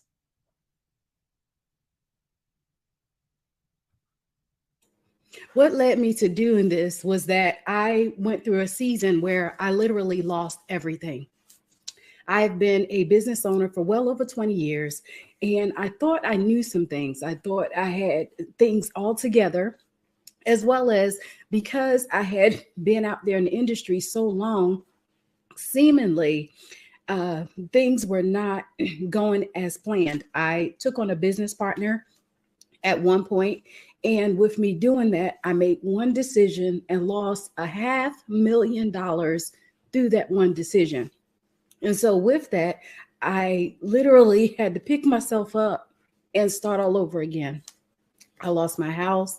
I lost my car. I had four small children at the time. And seemingly it was a really hard process, but I made it through. Wow. What did you learn from that? So with that, I went through several different transitions. One was that I needed to be able to get my mindset together. Through all of that, a lot of times going through something like that, it will cause you to seemingly have doubts that it could be done. It would cause you to have fears around the possibility of even have a remotely little bit of success. So for me, through that process, I learned that I was stronger than I gave myself credit for, as well as there were times where I looked around in my circle and there was nobody that I could turn to. But through collaboration, it led me to someone that knew just a little bit more than I did, that helped me to be able to change the trajectory of my business, as well as my thought process around going through all of this. Wow. So it made you a stronger person. Oh, absolutely. And that's where I got the concept of collaboration over competition, because one of the things that I realized is that in competition, or in collaboration rather, we have the opportunity to change the landscape, change the face of our thoughts. We have the opportunity to now link with somebody that could help us to accelerate our process. And let's face it, history tells us that a lot of times we don't see a lot of this going on for whatever reason. Because of the way that things have gone in the past, people are very leery of trying to hook up with someone else in order for them to be able to learn things necessary that they need in order to take them forward. However, because I was hungry, because I still believed in the whole thought around being a successful entrepreneur. I wanted to still hang in there and give it a shot. So one of the things that I did was listen to the instructions that I was being provided at the time. Because let's face it, success was not something that I grew up around, that as far as entrepreneurship was concerned. And so therefore, I was basically on an uncharted course by myself, first of all. And then now I'm out here and I'm faced with this tragedy of losing everything. I literally had to figure out what I was going to do. One of the things that I knew that I could do, because I left corporate America to be an entrepreneur, I knew that I could go back, at least make six figures, get some benefits, and start all over again. So I tell people that sometimes even in your process, if you have to go back and redo some things and restructure and then launch back out, do what you have to do. But let your story be your story and not sometimes look at other people. So I learned that through collaboration in itself, that it can be a powerful tool. Wow. I could imagine how devastating that is. But, I love how you talk about it, because failure sometimes, failure, it depends on how you look at failure. Because when you've experienced it, and if you look at it, as you said, like a learning experience, and say, okay, how do I grow from that position? Then you come back stronger and better, right? Yes, absolutely. It allowed me to really go back to my grassroots, go back and rebuild my foundation. And this is where I get the thought of, now we need to diversify ourselves, right? Create multiple streams of income, because if one stream is not working, you still have other streams to rely on that you could potentially continue to build and foster those areas. I did not know that initially when I got into business and being an entrepreneur. I thought the main thing was the main thing, and that was all I was focused on. And I put all of my time, my energy, my resources, all of that into it. And what I found is that that was probably not the smartest thing to do. So through my lessons, through my experience, am I now able to help others fortify themselves in such a way to where if something happens, let's face it, we just went through a major pandemic, everything shut down, all of that. And I don't think that I would have ever thought that the world would stop for a period of time in my lifetime, right? In my lifetime. And so when that happened, we saw large corporations close their doors. We saw mom and pop shops close their doors. And let's face it, in our community, we'll say the Black community, we're already at odds, right? Our dollars don't circulate, and we keep a lot of our dollars in our community like our counterparts, right? So with that happening, I learned that now we can do some things differently. Since if I got to start all over again, I might as well do things differently while I'm at it, right? So I definitely collaborated more. I also got myself to where I got a little bit more education as well, right? Like the areas that I felt as though that I was lacking in, I started to study. I believe that if we study anywhere from 3 to 5 years on one particular subject, we'll become a subject matter expert in that particular area. And that's what I did. My background, my whole existence consists of wealth management, really. Excuse me. But I'm affectionately known as the money makeover mogul. And so I love it. Say that again. The money makeover mogul. Yes, money. Wow. And so I'm like, if we got to make it all over again, why not do it in such a way that it's going to allow you to master those areas that you were once lacking in? And so as you continue to master these areas, you can rightfully say now that I kind of got it together a little bit, right? Like I know a little something, but you put in the work first before you get the title. And so that's what I've learned through this whole process, is that I just didn't get here. I had to put the work in. I had to go through some things. I had to rebuild myself. And now I can help others to rebuild themselves and fortify themselves in such a way to where if something happens, okay, that was that. Now let's continue to move on because we still have more in our basket that we can work with. Wow. Powerful stuff. Yes. You know, I think it's Tony Robbins who says it's not what happens to you. And, you know, not thinking about, okay, it's happening to me, but it's happening for me. That's and right. it looks like that's exactly what you did. You said, well, this happened. I'm not going to let it deter me from, you know, from even after I've reset and start all over again. And so that was really, wow, amazing, powerful stuff. So yes. So who would you say is your ideal client?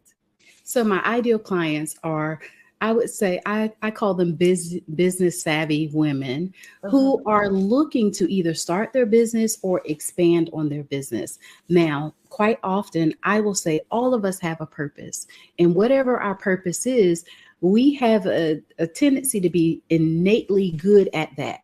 And so whatever that is, we take that concept and now we build upon it. But we just don't go out there and say, "Ooh, that looks good and that looks good too." No, we start with one idea, one concept, and then we build on it. So I take them through a process of determining what that is, first of all, and then making sure that we can set it up for success. So walk me through what the first session would look like.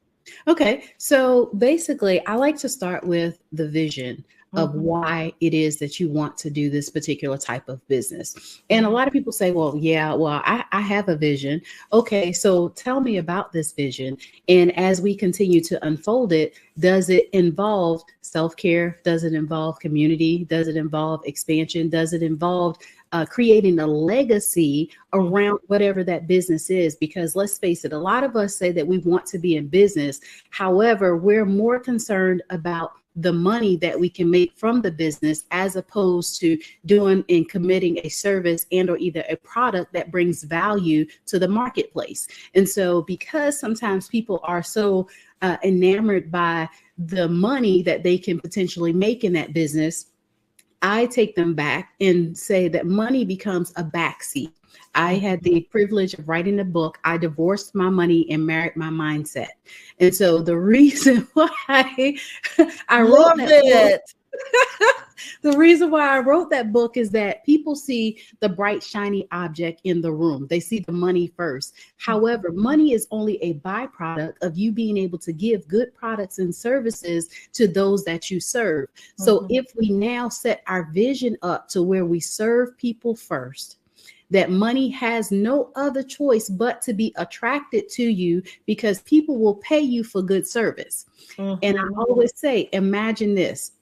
You go to a restaurant, you order your meal. Most of the time, we're going to put somebody on the clock, right? We're going to watch them to see how long it takes for them to greet us. We're going to look and see how long it takes them to bring us our drinks. And more importantly, how long it takes them to bring us our food. And so our businesses are the same way. How long does it take for somebody to turn over to become a customer? Most people say that it takes about 7 touch points. Well, what happens if you can now make those touch points 5 or you can make it 3? You just now increased your life cycle of a customer in such a way, or shortened the span of a person coming from just a spectator to a customer, and now you can turn them over. So in our first session, we talk about what that looks like from short term to long term, and we build upon it. It's similar to a process of like creating a life book, for example, but also does that include collaboration? Like our network is our net worth. Is what I tell everybody. And so collaboration has to be a part of that vision process. And so all of that is in our first session. Oh, powerful. Awesome. So what would you say are maybe the top issues your clients are facing when they come to see you?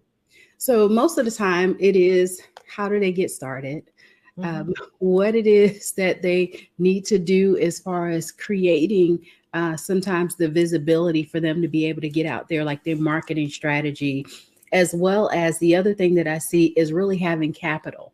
A lot of times people feel like that they have to have thousands of dollars a lot of times for them to be able to get into business. Now, granted, I'm not saying that that's not the case. However, every business model should not technically be that way.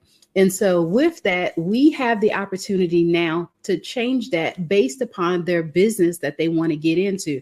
Let's face it, social media has become one of the number one tools that most people seek nowadays. We spend hours and hours on social media in any given week. And so we have some tools that we can use, right? We can go online as well as different things that we can do that can help us to put our business out there and create the visibility. So in order for us to sometimes be successful, we now talk through what that process looks like. But those are the three main challenges that most of my clients experience.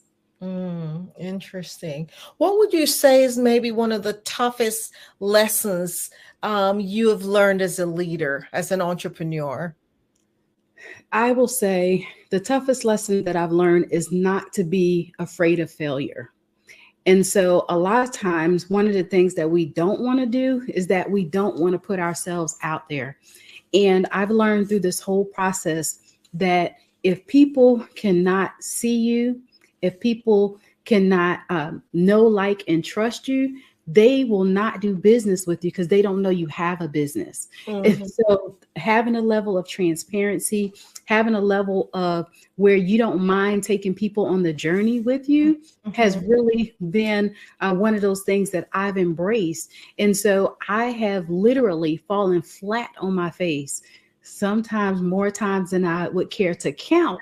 However, it has allowed me to become stronger and be at the place where I can successfully and confidently say that I own multiple successful businesses.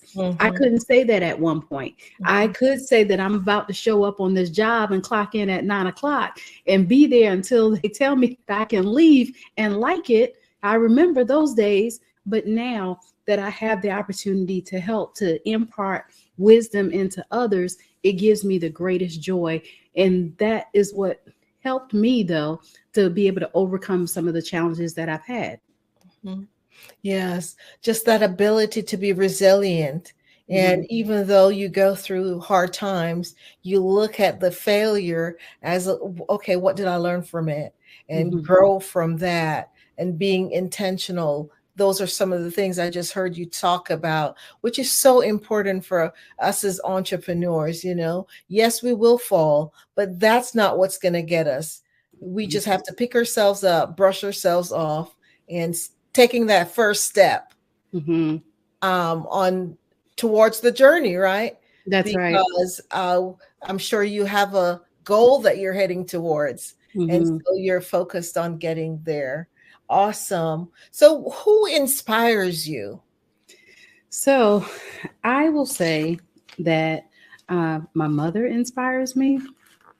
It wasn't really until I gotten older that I learned how much she really enforced the way that I think.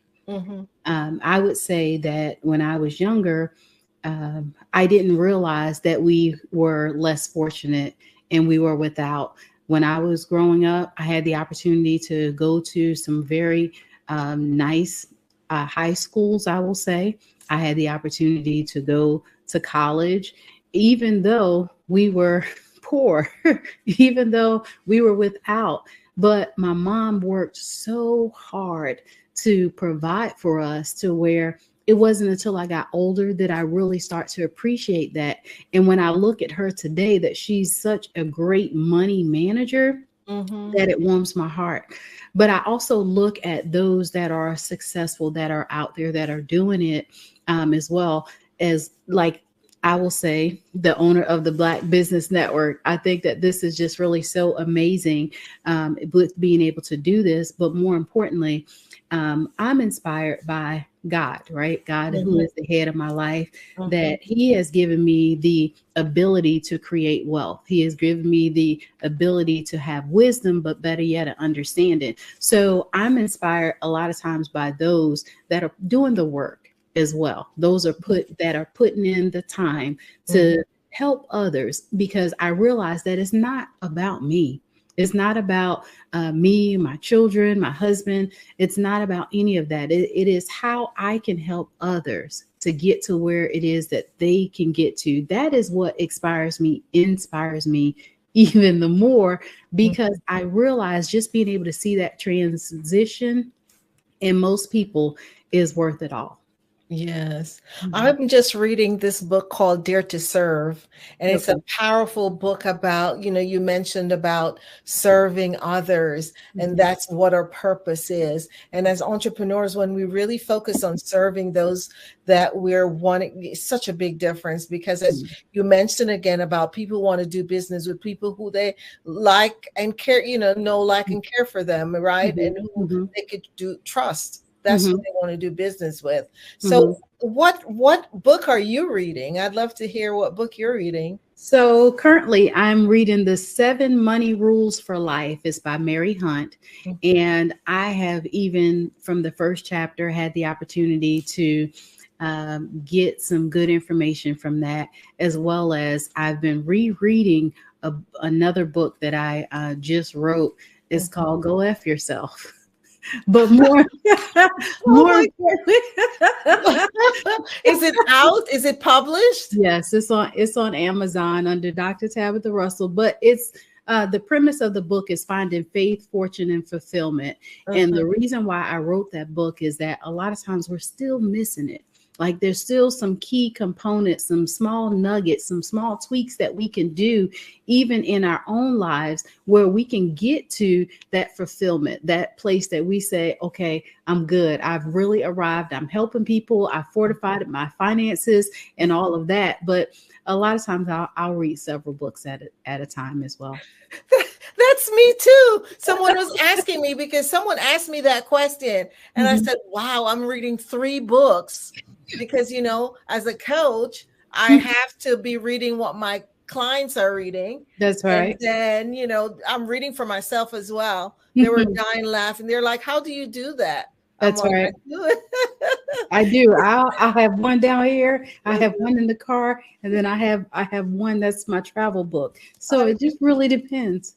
I know, if you love reading. I mean, I don't know if this has happened to you before, but you have an audiobook, right? Yes. And you get to the garage and you sit there for a little bit until at least you get to the end of the chapter. Has that happened to you before? Yes, it has, for sure, because I believe in every day. One of my things that I do is I get up and I listen to something motivational every day. After I do my devotional, after I journal just a little bit, I will read something that is motivating. So that way I get to set the course of my day. The tone. I believe in doing that. When I don't do that, sometimes I feel a little off, right? But yeah, I'll listen to sometimes a couple of different audiobooks as well. Yes, I'm right there with you, because I'm telling you, I just love reading myself, and even listening to audiobooks for sure. I even have an app where, even when I'm going to bed, I turn it on. So that just relaxes me and keeps me, as you say, in that kind of mode to set your tone for your night, your day. That's right. So yes. That's so what right. gives your life meaning? What gives you your life meaning? I will say being able to create my own legacy, meaning that I heard it said some time ago that the average person on their tombstone, they'll have a date which they were born, and then there's a date at which they transition. And that time in between is all the time that we have that we can make a difference. That dash, huh? Yes, that dash is everything. And so I get the opportunity to give meaning to what that dash means. I'm almost getting a little choked up here.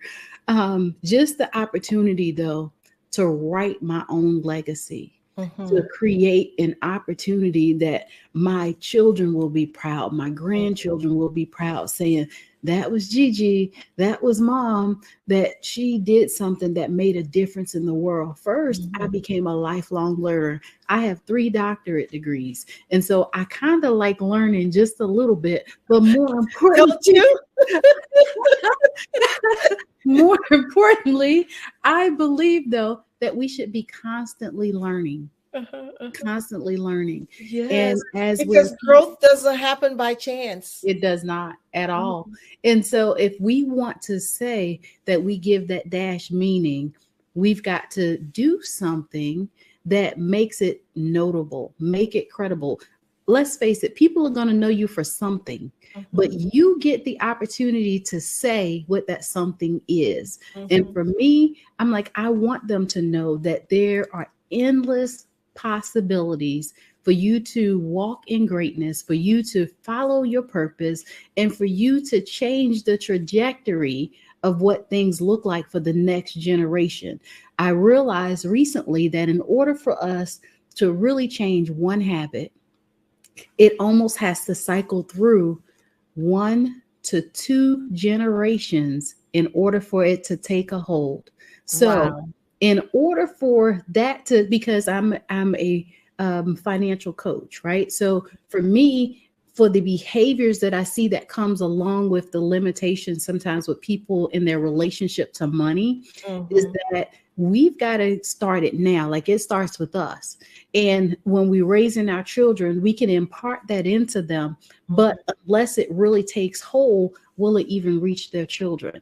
And so sometimes we have to go through those at least 2 to 3 cycles, meaning different generations, in order for it to change. So that's kind of where I get a lot of that from.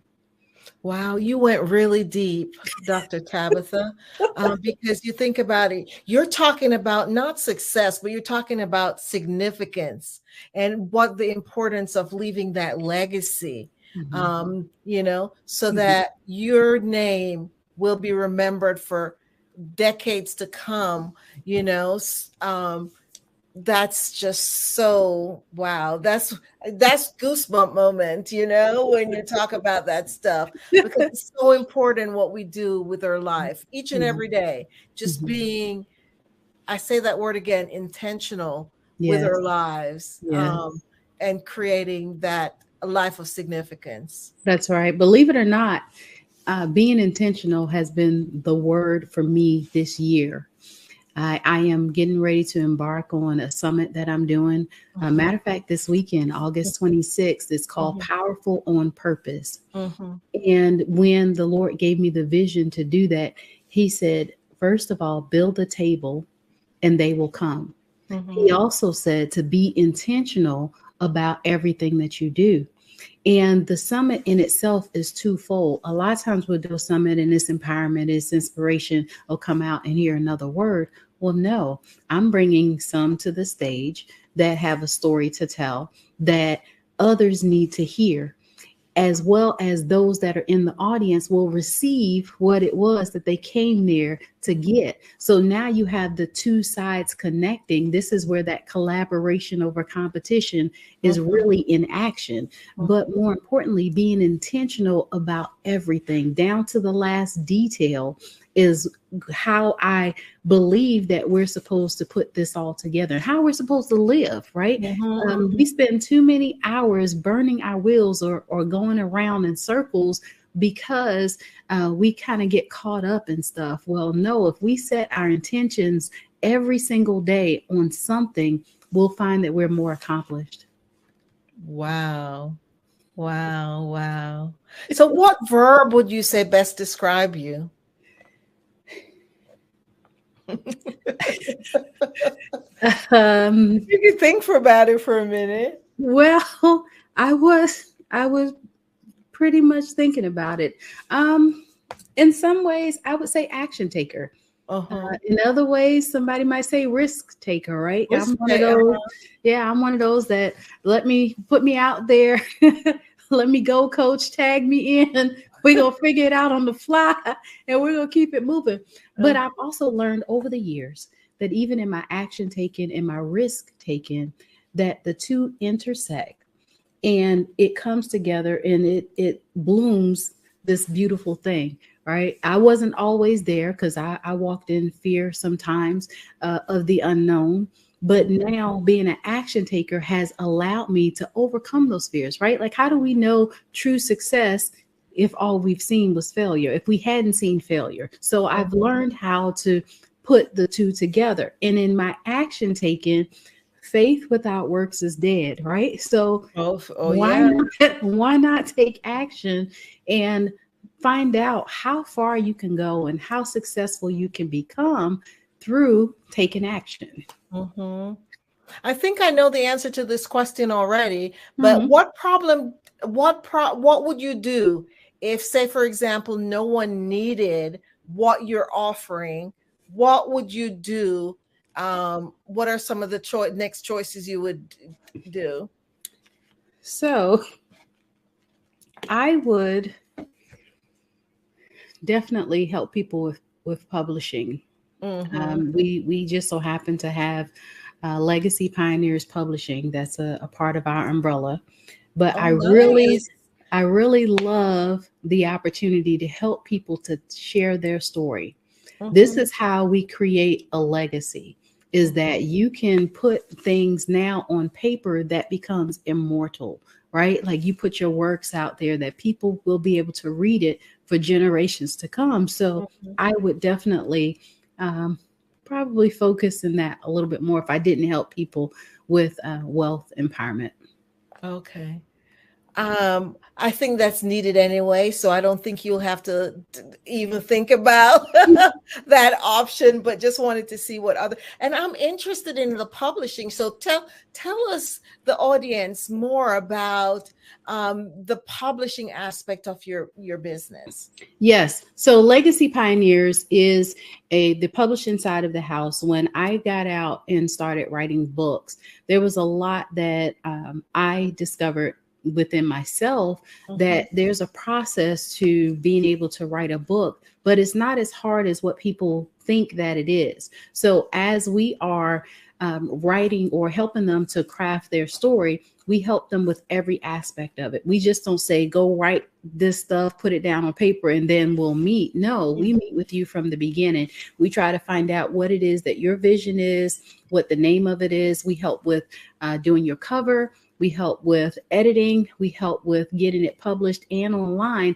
So throughout the whole process, we help them to be able to bring their story to life. So we just don't put you out there, say, fill in the blanks and then let's go. No, we even help with some ghost writing if necessary. So from start to finish, we're involved in the process, and we meet with all of the clients probably anywhere from 4 to 6 times, depending upon where they are in the process. Okay. So why do you believe it is important for individuals who are struggling possibly, or, having issues, especially in your field, wealth management? Why do you believe they need to have a coach? So I tell everybody that you are the best version of yourself today by yourself without any help. So now if you collaborate and you get a coach, because coaching is collaboration, whether we want to take it on or not, it is. That is somebody that can walk alongside with you and now bring your vision to life.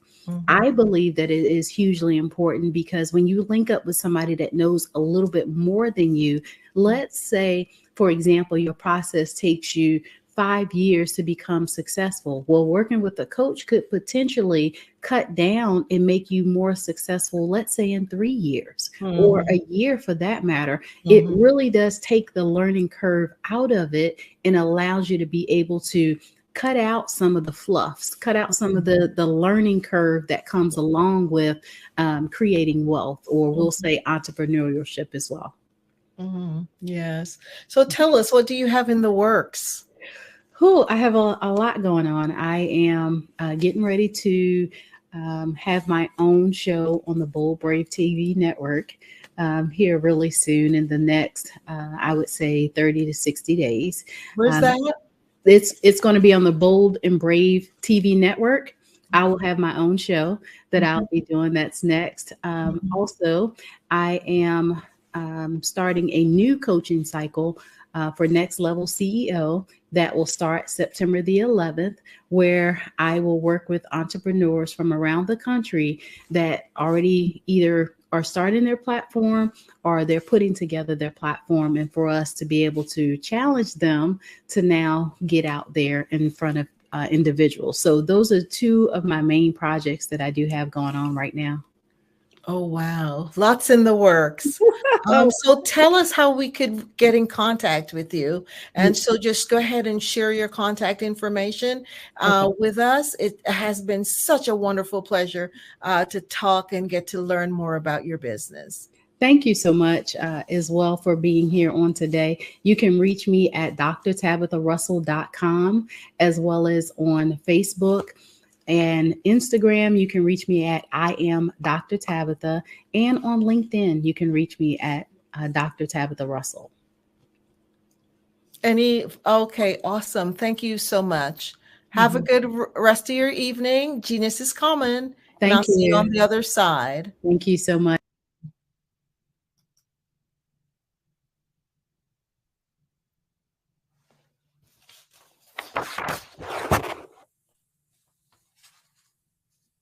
The Black Business Expo mission is to raise funds for high school seniors going to college or K through 12. This expo is a fundraiser for students. You may go to www.blackbusinessexpo.usa.com to donate to the scholarship fund, or use the Cash App $BBXUSA. Our goal is to give laptops and up to $5,000 to 10 students. Students can register online at www.blackbusinessexpousa.com. Every dollar counts, so we want to remind you to donate to the scholarship fund. We want to thank our Black Business Expo USA sponsors for August 2023, North Carolina 100, Moody Capital Partners, Suede Soul, Lotus Ritchie, Coaching and Training, Carolina, Virginia, Minority Supplier Development Council, Step Management, BHS and Associates, Margin McLean Foundation Incorporated, Genius is Common, Earth Essentials, Mulaney Shawnee Global, Executive Women's Success Institute, the Quality Coaching Company, Superwoman Business Services, Creative Force Studios, Lee Entertainment, Artistic App Design, Black Business Expo USA. Genius is common, and I'll see you on the other side. Have a great evening. Did you know women represent just 3% of Fortune 500 CEOs and less than 15% of corporate executives at top companies worldwide? Have you wondered what the secrets are to getting into the top ranks, whether in the private or public sector? Do you want to figure out how to stop being held back in your career or passed over for promotion? Then you're in the right place. Hi, I'm Dr. Madeline Ann Lewis, President and CEO of the Executive Women's Success Institute. I have decades of experience in the military, the federal government, and corporate America, and my mission is to help women succeed and tap into their full potential. I want to reach 1 million plus women around the world to become the leaders they are meant to be. So if you want to move into a management or executive level position, or maybe you are a female veteran transitioning out of the military into business entrepreneurship, then reach out to the Executive Women's Success Institute at 301-693-3284. Let us get you on the fast track to success.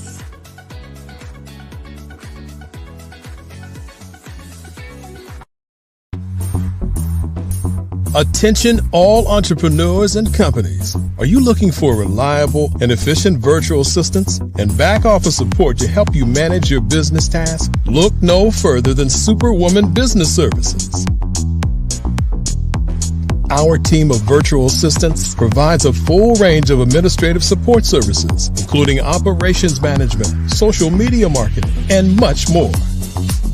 We also offer website design services to help you create a professional online presence that reflects your unique brand. In addition to administrative support and website design, we offer business development and structuring services to help you grow your business and achieve your goals. We'll work closely with you to identify areas of improvement and develop a customized plan to help you reach your full potential. At Superwoman Business Services, we understand that running a business can be overwhelming and time-consuming. That's why we're here to help you fly high and achieve success. Our virtual assistants are highly skilled, experienced, and dedicated to providing you with the support you need to thrive. Come fly with us and take your business to new heights.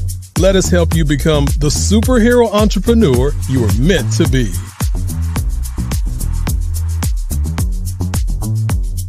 Contact Superwoman Business Services today to learn more about our back office support services.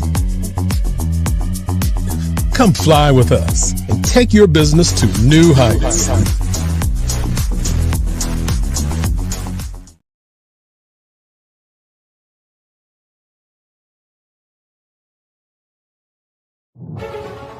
In the heart of America, there are dreams waiting to be realized. Dreams of owning a home, creating a haven for families, and building a future. Yet, there are 13 million mortgage-ready home buyers and nearly 20 million renter households who have the credit and income to qualify for a mortgage but remain left out of the home buying process. These potential home buyers are in urban and rural America, where dreams should flourish. The big banks, the giants of finance, have all exited the mortgage lending business, decreasing their lending footprints across America. They are no longer present and active in these communities. Instead of offering opportunities for home ownership, some of these banks have chosen a different path. They have decided to become mega landlords. They have chosen to invest billions of dollars in rental homes, leaving potential home buyers with fewer options and stuck in a cycle of renting without the chance to build equity and create a legacy for their families. Here is the shocking truth. A report issued by the Home Ownership Council of America revealed that if lenders were to step forward and serve this underserved market, they could conservatively increase their loan volume by $1.5 trillion. $1.5 trillion. This is $1 trillion business opportunity, ripe for the taking.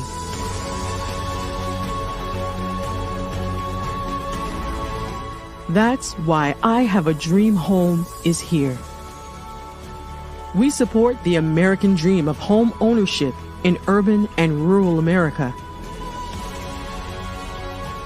We believe in the power of social consciousness and the impact it can have on people's lives.